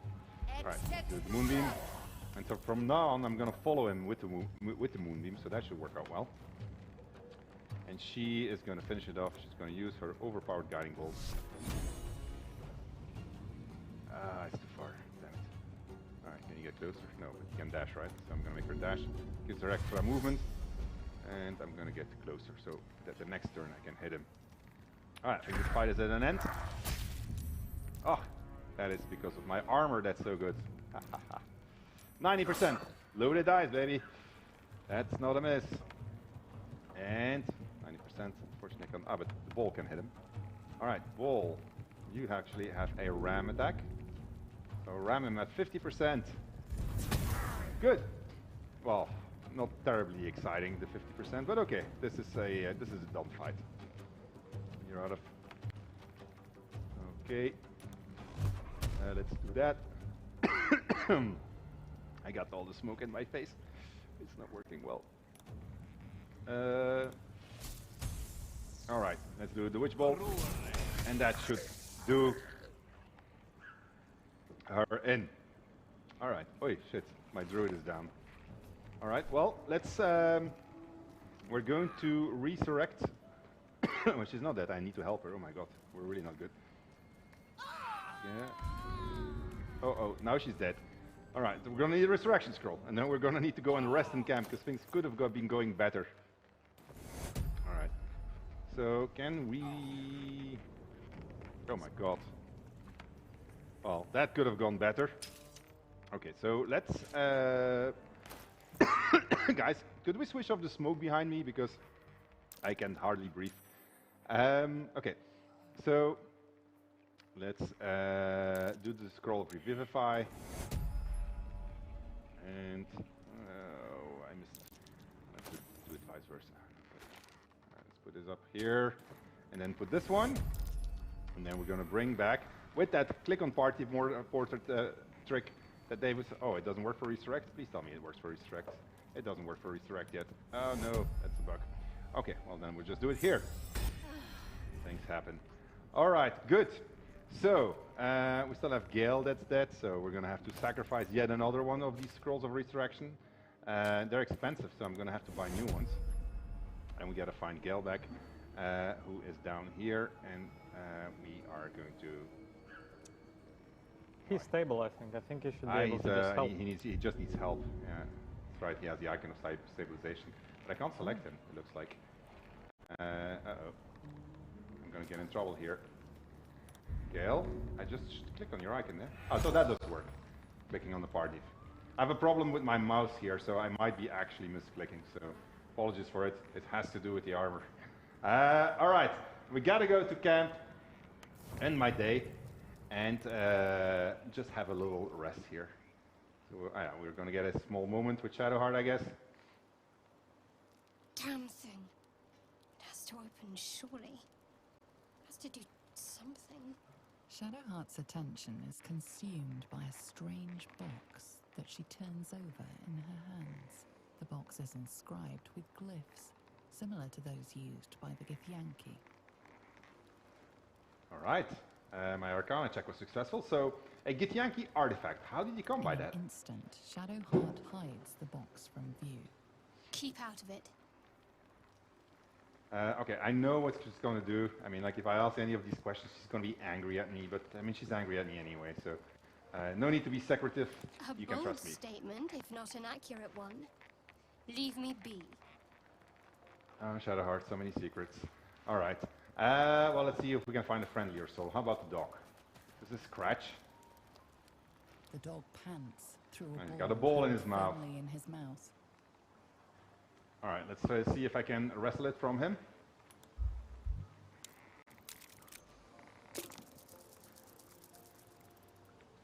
Just not. I do have inspiration points, so I could try again, but I'm not going to do that. Instead, I'm going to do a little trick that I discovered. And that is, I'm going to let him keep the ball, but I'm going to use, I need a little short rest here, so that I get these wild shape points back, so I have 2 charges. And the short rest restores them. I'm going to turn myself into a wolf. Then I'm going to alpha the dog, because it's cat day, it's not dog day. The dog holds a well-chewed ball in his mouth. All right, and now I'm alphaing him, and I'm basically telling him, hand over the ball. And so, as these things go, he's not even going to argue. All right. It's only fair that you enjoy it too. But if you feel like throwing it, I wouldn't mind that at all. I didn't introduce myself before. You can call me Scratch. Ah, man, you're a nice dog. Okay, I'm sorry. I'm sorry about what happened to your owner. So I found this dog near his master who was killed. And so I adopted him. And now I'm alphaing him, and now I feel bad about it. But, all right, so... Friend. I stayed with him until I knew he was gone. No one can replace him. But I'm glad to have somewhere to lay my head. All right. Okay, dog. All right. I guess, oh no, we need to get, and we need to find some new resurrection things, because in case it goes wrong. So let's go there. Where is he? Hello! Oh, I can't speak like that, so let me dismiss my wild shape. Dismiss wild shape button, and let's talk. So the way it works, if you talk to your companions, you can actually talk when you're an animal, because they know about you. If you talk with strangers, you do need to turn yourself into your regular form. Thy name has been recorded. But this guy, I picked him up in some chapel in the beginning of the game. For whenever thou hast need so he's been following me around services. for whatever reason, which is only going to be explained later in the game. But the cool part about him is that he actually... Be assured, it is not by choice. He sells resurrection scrolls. All right, so... A mending of the threads between life and death. Should thou or any of thy compatriots perish, I will cleave soul to body once more. Okay, what's the cost? A matter of coin. That's outrageous. Such is life. Outrage, leading to a singular end. Isn't that right? Okay, well, you know what? I'm going to trade you for some resurrection scrolls. And I'm going to buy all of them, and I'm going to give you, for that, I'm going to give you the dog's bowl. No, I'm not going to do that, right? I'm just going to buy them. All right. Okay. All right. Oh, no! I did it wrong! No! No! No! All right. Well, that is the way it goes. I misclicked. Oh, no. No resurrection scrolls. This is going to be great. How much money do I have? Nothing. I have, what, 2 scrolls left? 3 scrolls left. All right, well, we should be able to handle it. I think I'll better go to sleep, right? Rather than fooling around here and continue my exploration of the Druid. So what we're going to do is we're going to try our Druid shape, and we're going to go into the Dungeon of the Hag, and we're going to try to solo the dungeon and save my arena from the Hag using nothing but my Druid abilities and without getting the rest of the party involved. If we get into combat with the Hag, there might be a need to call them in because that would be a little bit hard, but I think I can manage to do a lot of this dungeon just using my Druid. All right, so I'm going to pick my Druid, I'm going to disconnect her from the party. Oh wait, however, I am going to get a little bit of help. I'm going to ask Shadowheart here to give me a blessing, and the blessing that she needs to give me is protection against evil, because good and evil actually. So the way that works is protection against good and evil gives you a creature protection against aberrations, celestials, elementals, but especially Fae, and Fae is what that Hag is. And that's going to prevent her from charming, frightening, or possessing me, things that she's actually particularly good at. All right, so let's take Shadowheart. Yeah, this mouse is blocking me. Damn it. All right, and then let's cast protection from evil and good. Does it make a difference if I do it level 1 and 2? I don't think it makes a difference, right? So I'll just give the level 1. Okay, good. So she needs to keep on concentrating on this, so she can't give me anything else. Can she give me actually, she can protect me from poison also. That doesn't require concentration, all right. So consider me buffed up. And can I actually get the shield, or is that only, that's only for myself, right? Okay, so anything else? Oh, you can give me false life, I guess. Is false life going to maintain? Oh no, it's only for yourself? Okay, never mind. All right, consider my Druid buff, and let her enter the dungeon. Oh no, that's not you, the Druid, I said. Let her enter the Hag, and let's see what's going to happen to us. This would be, oh, I'm going to just live dangerously and assume that it's going to go. We're going to roll. All right, let's first go and introduce ourselves to the locals. Do they have anything to say with us? All right, this looks like a pleasant place. Oh, look at that, she just popped up. Come, sweetness. This is my personal playhouse, and you don't have an invite. Get out! All right, well, you know what? I think I'll stay a while. Wriggler eating your brain Also, there's a bird nest on your head. Leave. Or you'll end up in tonight's stew. You'll go nicely with Mayrina. She's already marinating. Oh, that's a writer being clever there. All right, so this is like a small museum of the Hag's trophies.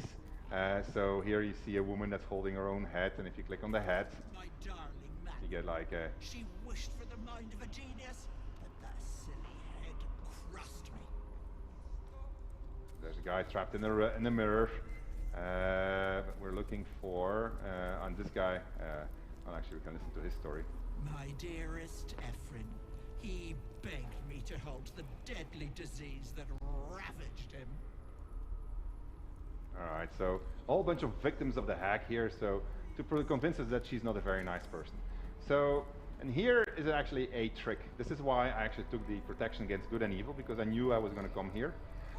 So this mask, if you put it on, you become part of the flock. And let us just do that so you can see what happens. So let's equip. Hello, Becky. My, the mask suits you. Just relax. See the world with fresh eyes.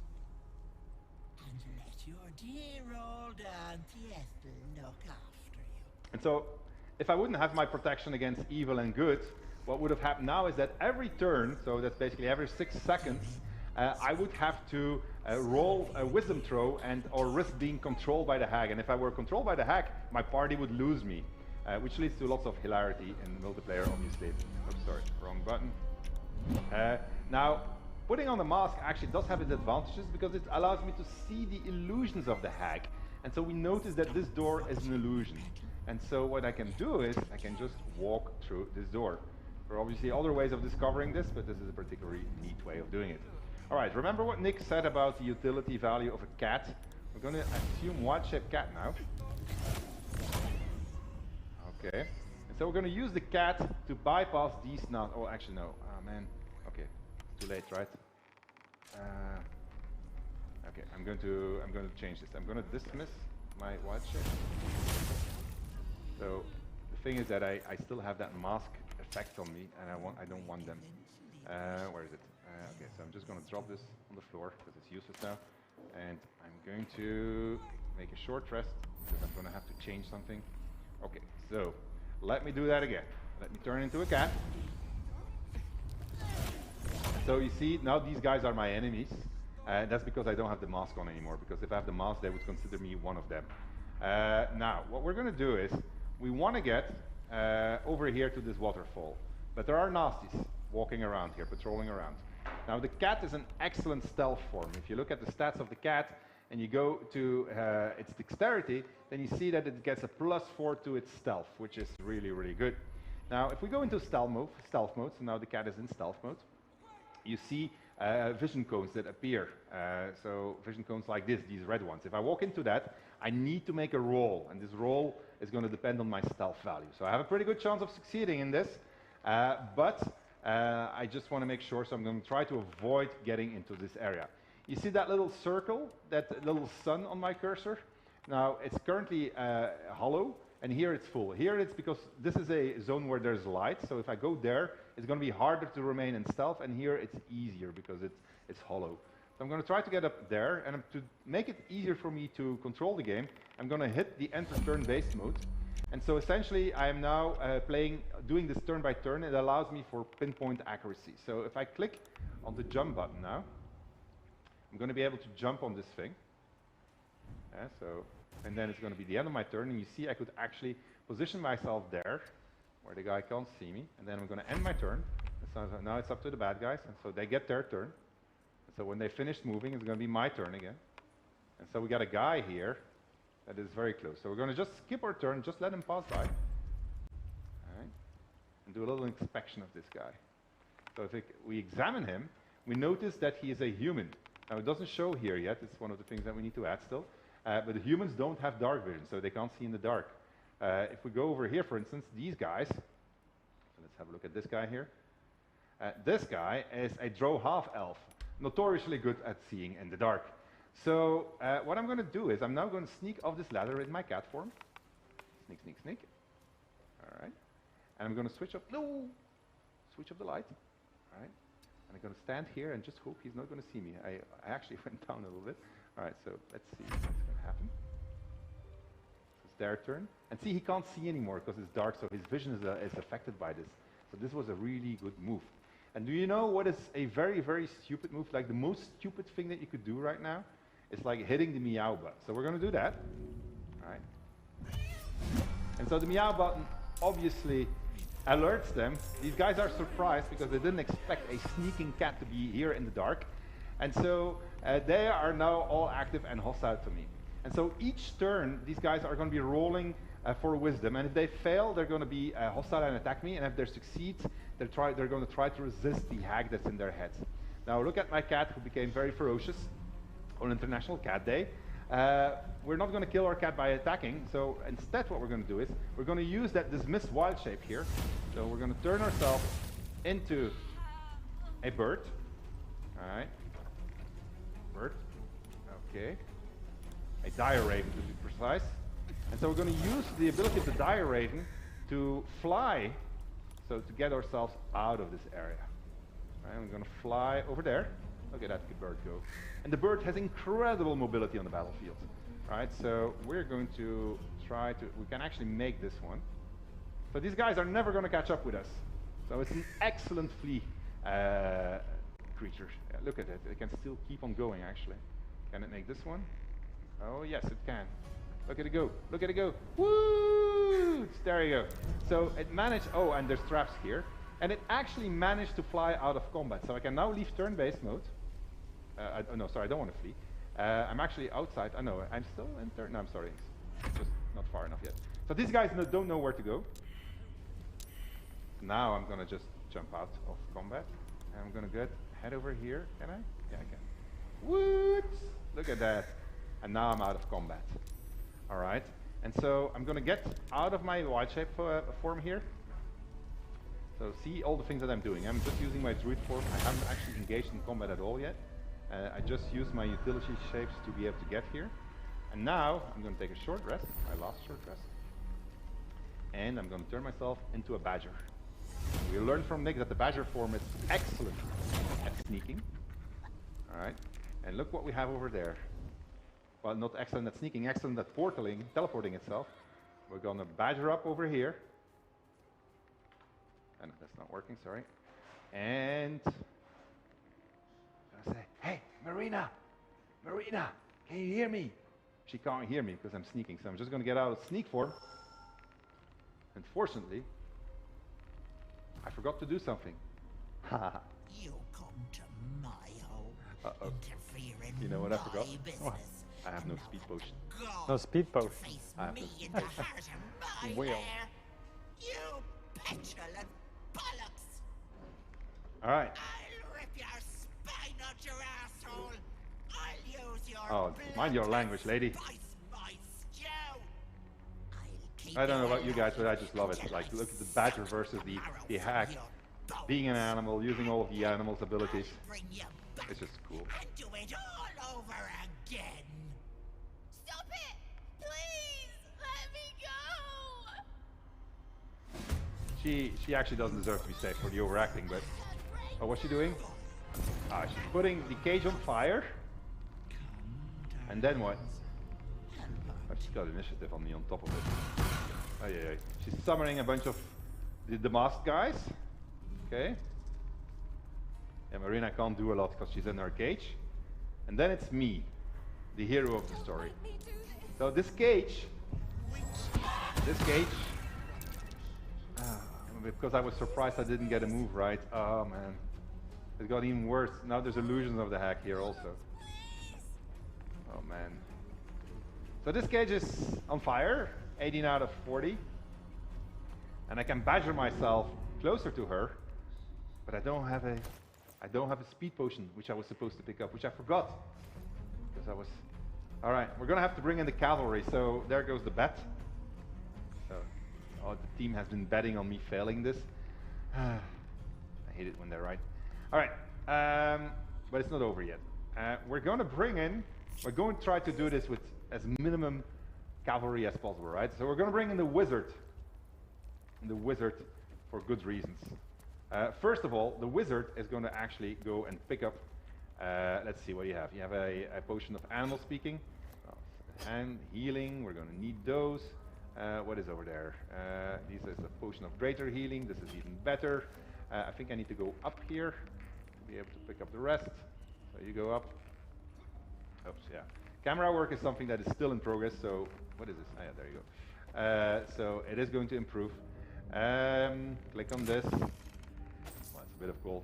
Actually, if I were to have 200 gold, I would be able to go and buy at least one of those resurrection scrolls back. Let's pick up this potion of greater healing too. But I need a potion of speed, and I know there's one here in the house of the hag. I think it's over there. All right, this is the one we needed. The potion of speed, potion of invisibility, potion of healing. I wonder, well, we're gonna try this, right? We're gonna just try it. Okay, so we're gonna do this without glitching it completely. So we're gonna go down, and we're gonna head over here. So we're gonna go inside of the cave, continue our journey, and now we don't have to worry anymore about those masked Avengers, I was gonna say, those masked guys, because they are all gone, because they were summoned by the hag, so we can just get through this area. And the only thing we'll need to deal with is the poison cloud. Now, I've been in this situation before for other reasons, so that's why I know pretty much how I'm gonna handle this. And as I was experimenting with the game, I found a pretty cool systemic. So I want to show it to you. So I'm going to jump over here. You see, these poison clouds, they're really not good for me. They're not healthy. But what I can do is I can summon my ball of fire. And so the cool part about my ball of fire is that it's heavy. All right? And so because it's heavy, it basically can destroy the traps by just rolling over them. And so that is just insanely cool. Right. I just have to be careful because it can also burn the ladders, so that's a problem. But otherwise, oh, well, I just destroyed the ladder. But like this, it is actually a. See, I just need to be able to navigate it because it is fairly large, and I'm going to get myself stuck here. Oh God, I'm going to get myself stuck. Did I get myself stuck with my ball? I did get myself stuck with my ball. Go over here, ball. How did I do this? Am I going the wrong way? I'm going the wrong way, I guess. Okay. Ball. Do something. Oh, I thought I could get through here. I did get through before. Nope. And this is a bit finically seen still. It's all parts of the game in production. I actually don't remember this being a blocker over here. So, can I? No, no, no. I'm not going to be able to use my super trick unless I can enhance the jump. Can I enhance the jump of my ball with my wizard? No? I don't think so. Oh man, okay, well then we're going to get him closer here. You can shove it. I can shove the ball? You can shove the ball. I can shove the ball. Or use Thunder Wave on it. Yeah, I need to make sure that I don't have my wizard killed by the time I get there. So let me try this. Alright. Ball. I need you to do your thing, ball. I need you to help me. Alright. Oh, look at the ball go! Woohoo! Alright, that's more like it, ball. Alright, I could have done better with my first ball. It did cost me a spell slot, right? And my guy is not super healthy either. Okay, is there any way, Nick, that I can make him like hard to see? Like with blur? No, that doesn't help it. I think you got a potion of invisibility, isn't it? The white one? No, that's the speed one. No, the other one, on the first bar. Oh, I was super lucky! Okay, good. Alright, let's approach ball. Yeah, with the potion of invisibility, I'm going to be able to bring my potion of speed to my badger, and this should do what I needed to do. Alright, I do need I'm going to take a healing potion here because otherwise I don't want to be dead. So we have this really interesting, cool system where combat and turn-based, you can basically jump away from it and continue playing in real time, then have your other party members join. It is not a thing that, if you think about it, it's super logical, but in multiplayer it works really well, and in single player it actually aids you in combat when you are in pickles like this. So, I'm going to start sneaking. Alright, all I need to do is get to him. And I could actually use my magic pockets to get it to him. It's much more fun if I do it this way, right?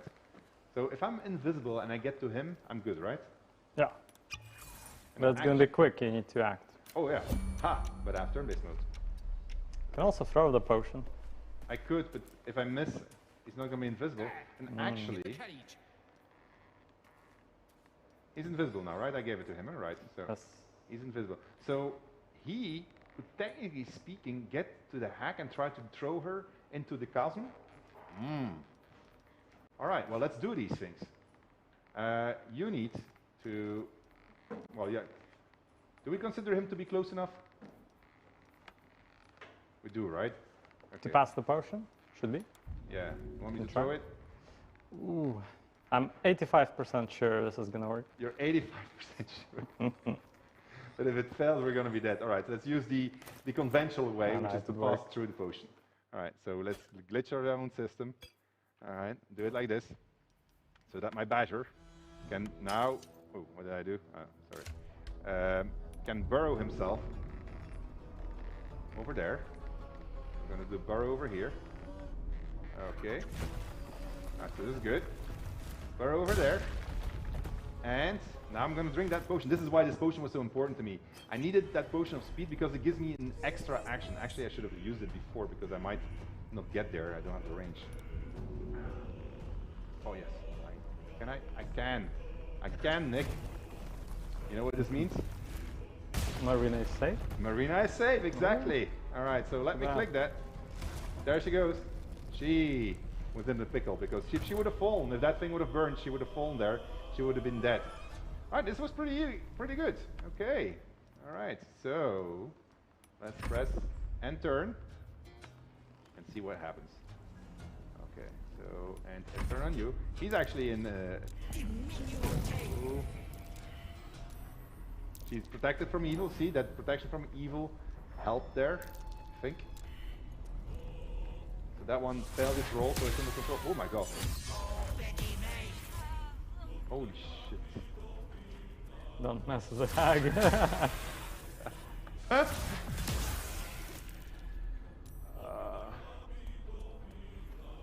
What happened to my protection? Oh my god. What looked like an easy fight became... That's what the hag wanted you to think. Man, everything's an illusion, right? Mm. Oh man, come on. I'm still alive though. I'm not dead yet. Power of the Druid. Don't hit me. Don't hit me, please. Don't hit me. I can make it as a Druid. Don't hit Marina. Yes, I can see that hags never lose. Alright.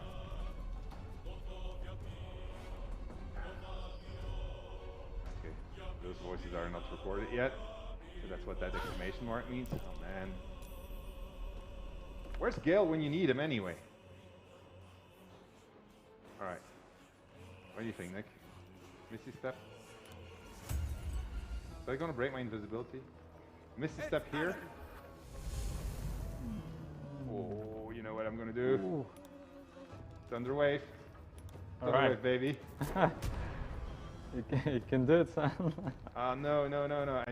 I need to move a little bit more behind her. Okay.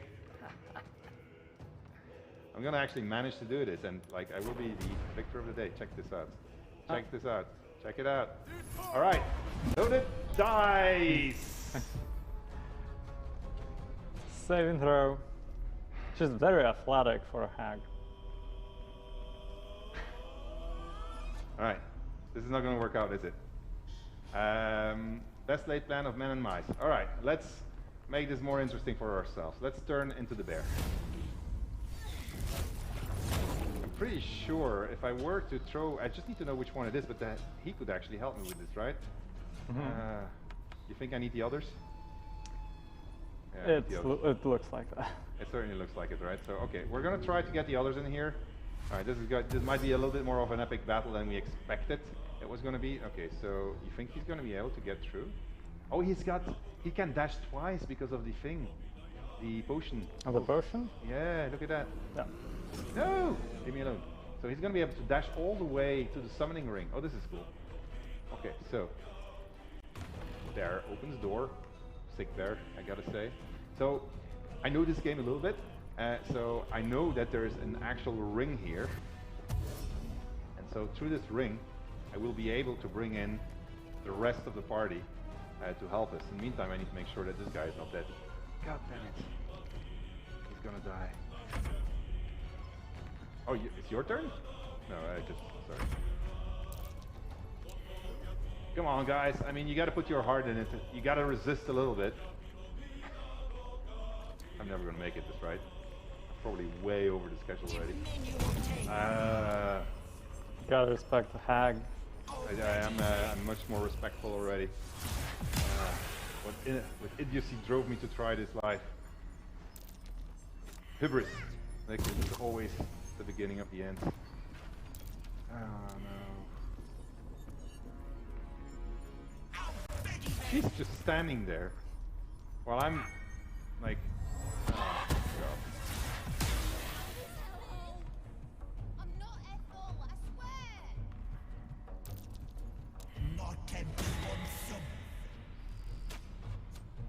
What do you think? Nope. This is not gonna work, right? Let's go. It's gonna be utter fail. This is. Oh, he's dead? Alright, well, I guess I can get the cavalry ready. Let's see, get them outside. No, actually, they don't need to go outside. They can already, actually, they should get close to this door here. Over there, I guess? Or is it? I think that's the way, right? And so, where's the bear? The bear is still suffering. It's almost there. She's starting to heal everybody.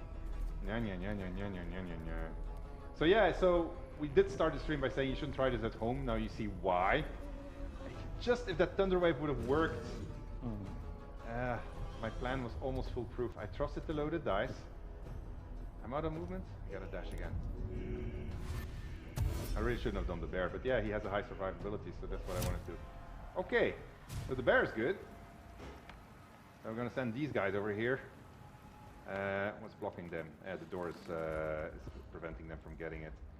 Can I lockpick this door? I don't have any lockpicks. Alright, so let's just smack it then. Smack it. Oh, look at this sword, man. Boom. Okay, can you please go and aid your friend who's down there? So this could be perfectly a situation in multiplayer where an idiot like me would have gone down all on his own and then beg his friends to come and help him. The bear is not in a good shape though. Can I short rest? No, he's dead, right? So I can't short rest if they're dead, right? Won't be able to do that. Okay. Oh man, oh man, oh man, oh man. Alright, Shadowheart, can you do something about this? Well, she should have some healing spells on her in the first place. I think... she has a scroll, I think. She has... Do you think I will leave it just on the scrolls? Like in combat? You think no, it's better to get one, yeah. Yeah, I think so. I'm going to remove the enhanced ability.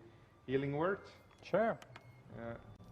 What about the other one? The left and bottom. You want me to do cure wounds? Nah, healing word is fine. Yeah? You think I'm fine? Alright. So I'm not going to waste a thing on him. He needs to... He actually has a lunar mend, which he can use. But I should probably do healing words, right? Can I throw a healing potion at him? Yeah. Potion. And that works? Yeah. Alright, let's do that.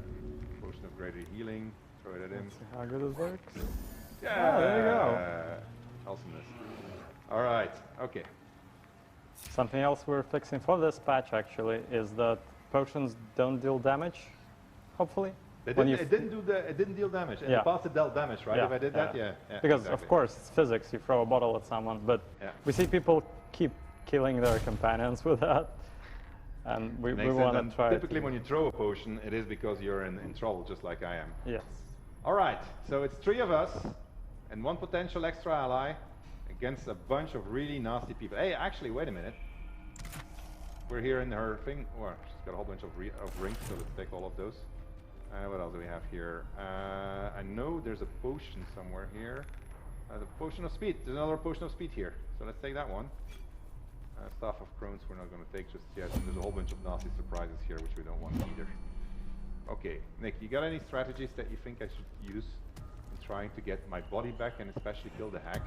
I think if I can manage to get to the hag and throw her into the chasm, and that is a successful roll, is she dying?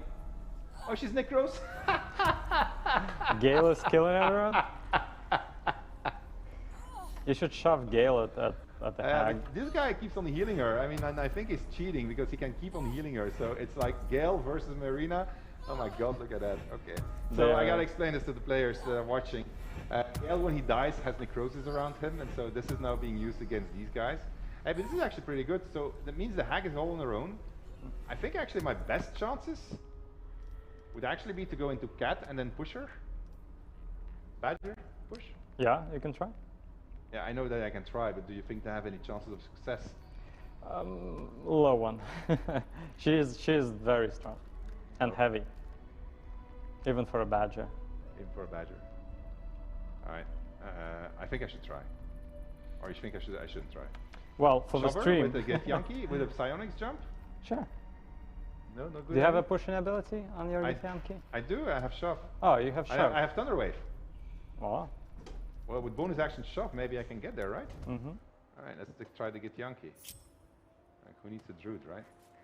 Do you know which one is the real one? No. Oh. But I think there's only one right now. I think her other forms are gone for the moment, so I think this is actually her. She'll probably summon more, so you need a good initiative roll here. I need a good initiative roll. Right. Well, I'm blessed, right? So. Oh, you can surprise her with a arrow, with a bow attack. So if I surprise her with a bow attack, can I then still jump behind her so I can jump to throw her off? Yeah, you should get a new turn. So is that a good Hail of Thorns? Is that a good opening attack? Yeah. You sure?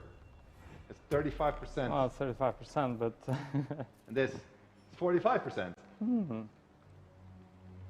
I can also throw my boots. You know, I've had great success with it in the past. It's 45%. You think I can make this? Well, you're attacking for the sake of the first turn. Yes. So what do you want me to do? Attack? Go for it. All right. No, I'm not going to do 35. Actually, I'm going to pin her. 45%. Oh, it worked. So that actually slows her, right? Yeah. Okay, great. Oh, yeah. This is good. Yeah, and she skipped her turn, so no illusions. Now we need to do our thing. I should have done the thing before. I have an action surge, so I need to take that potion of speed that we found. Where is it? Okay. Give it to her. Okay, so she got the potion of speed, which allows me to get next to her. Ouch. Yeah, that cost your bonus action. What? Why didn't you say anything? I have Thunder Wave. Alright. Alright. You need to aim it so it's blue. Yes, this right? No. No. Not good? Wait a minute. This works normally. Yeah, it's a little tricky to get the... Ah, there it was. Ah, this is a bit finicky still. Yeah. I can see there's an angle. Okay. Alright, you ready? Alright. Close your eyes. What do you think? I'm afraid now, because if I fail, it's probably going to be game over, right? Well, that's a roll of a dice. God. Alright. Do it again. Aye? Do it again, do it again. You think it's going to work? Well, if you keep loaded rolling... dice, of course! The loaded dice need to kick in. Anytime now. Yes! Yes! Oh no! She's on the other side of the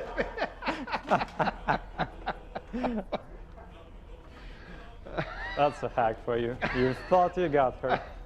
Oh no! Nope. Oh no!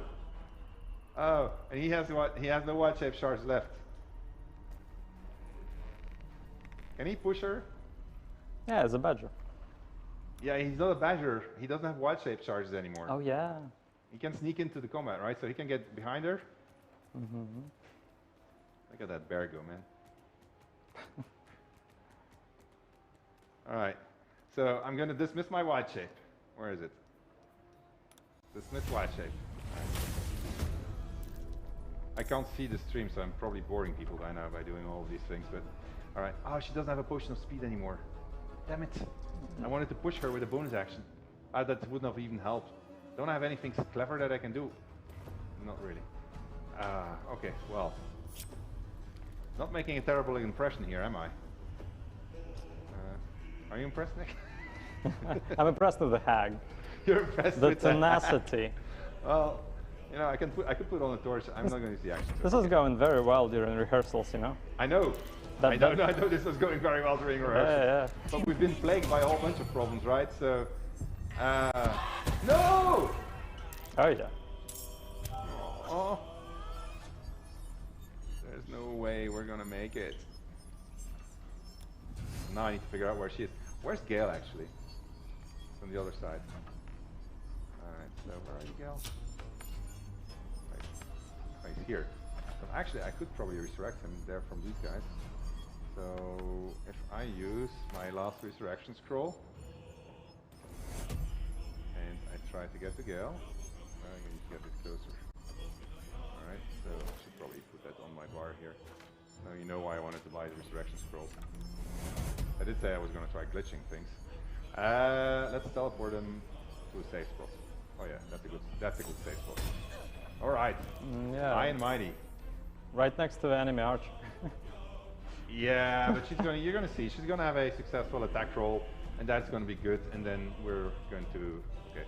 So, you still need to shoot at one of those, so that we can actually, we need to figure out which one is a real hack. Yeah. So if I shoot her, with my 20% chance to hit, ah man. Okay, but I can move, oh no. I could make some good berries. Maybe Moonbeam is Oh, wait a more minute, no, I appropriate. could get spikes actually on these. See that? Ah, yeah. There you go. Why are they not hit by the spikes? Well, they're slowed down, so if they happen to move, they'll have. They're slow down, if they happen to move, they'll be in there. Alright, okay. Maybe I could, oh man, keep on making the bad decisions here. Alright, I can actually smack this guy, right? But I don't want to kill them really, I just want to... Alright, let's get there. Take your sword. Do something useful. Oh yeah. Where's Shadowheart actually? She's not in the battle. Let's bring her in the battle. God, I wish I could see the stream telling me what I need to do. I would have done exactly that and then I could blame them for it. Where's she going? What's she doing? Oh yeah. Alright, so we're probably not going to make it. You said no save games. I'm gonna die. I'm gonna die. I'm gonna die so hard. If only I could just push her into the bloody thing. If my plan had worked. If only, if only, if only. Oh, well. Try to pull her down with the Druid. I don't know if You that's mean gonna help. my dead Druid? Oh yeah, that one. Yeah, that one, right? So I need to get to her first to help her. Can I make that jump? I can. Alright, so give her a helping hand. Helping hand. Stand up. Again, if I win this fight, I shall be very happy. Alright. No, I don't think so. I don't think this is a good idea. Can't I throw something like really hard at her? Like a longsword? Or like a bloody great axe? Would that hurt her? Probably not. A little. Can I reach her still? I can actually. Alright, that was a fake one. Great. I guess it's progress. Oh man. There's no way I'm gonna make this. This is gonna be a bit of an anticlimax. Well. So now you know what to not to do. I think Marina's not gonna make it either. Who's actually still standing? Shadowheart and my Druid with 1 out of 31. Okay. Yes! That's what I want to see from you people. So, we got Shadowheart left. I guess.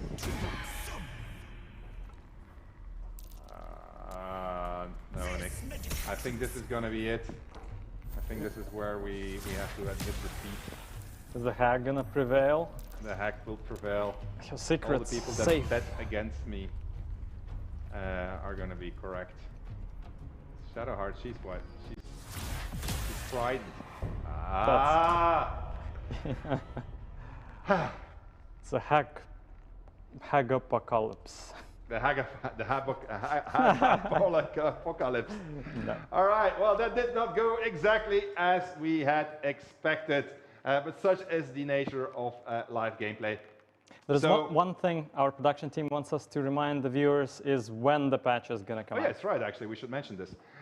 So patch 4 is currently still in QA. We had hoped it was going to be ready this week, but we found some nagging bugs that we wanted to absolutely fix before we gave it to you.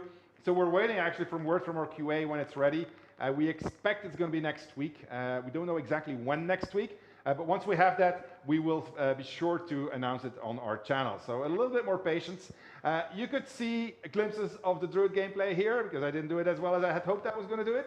But there's a lot of cool stuff to explore with it when you try it out. Now, need to mention, this is still early access, so only get into it if you are interested in how a game evolves during early access. Otherwise, wait for the full game to be there.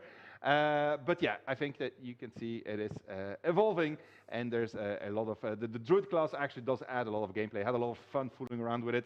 I can actually win this fight if the loaded dice are on my side. I saw that. It happened. So, thank you for watching. Thank you for supporting us on Early Access. As always, let us know your thoughts. We are reading, we are listening. We're very curious to see how you guys are going to abuse or use the Druid and your parties and multiplayer and single player. Very, very curious about what you're going to think about the new update. So it's coming to your way soon. We will be obviously continuing development. We still have a long journey ahead of us. There's going to be many updates, but bit by bit, we're going to get there and make BG3 the game that it deserves to be. With all of that said, I want to thank everybody involved in preparing this. This was not the easiest thing to set up in the Corona circumstances, but we managed nonetheless. Thank you, everybody here on the panel also, for joining me and being so cool. And thank you for watching. So we're going to dash off with a trailer that shows the Druid in all of its shapes, and then it's going to be until next time on the next update or on the next panel from Hell. Take care, everybody. Bye-bye. Cheers. Bye-bye.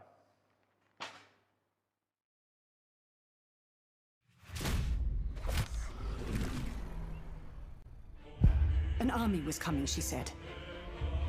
Goblins, drow, and more still. Legions upon legions. The Druids of Cloakwood knew the dangers this would bring. There was but one Druid who guarded the circle, who protected our ways. Mile. Fortior.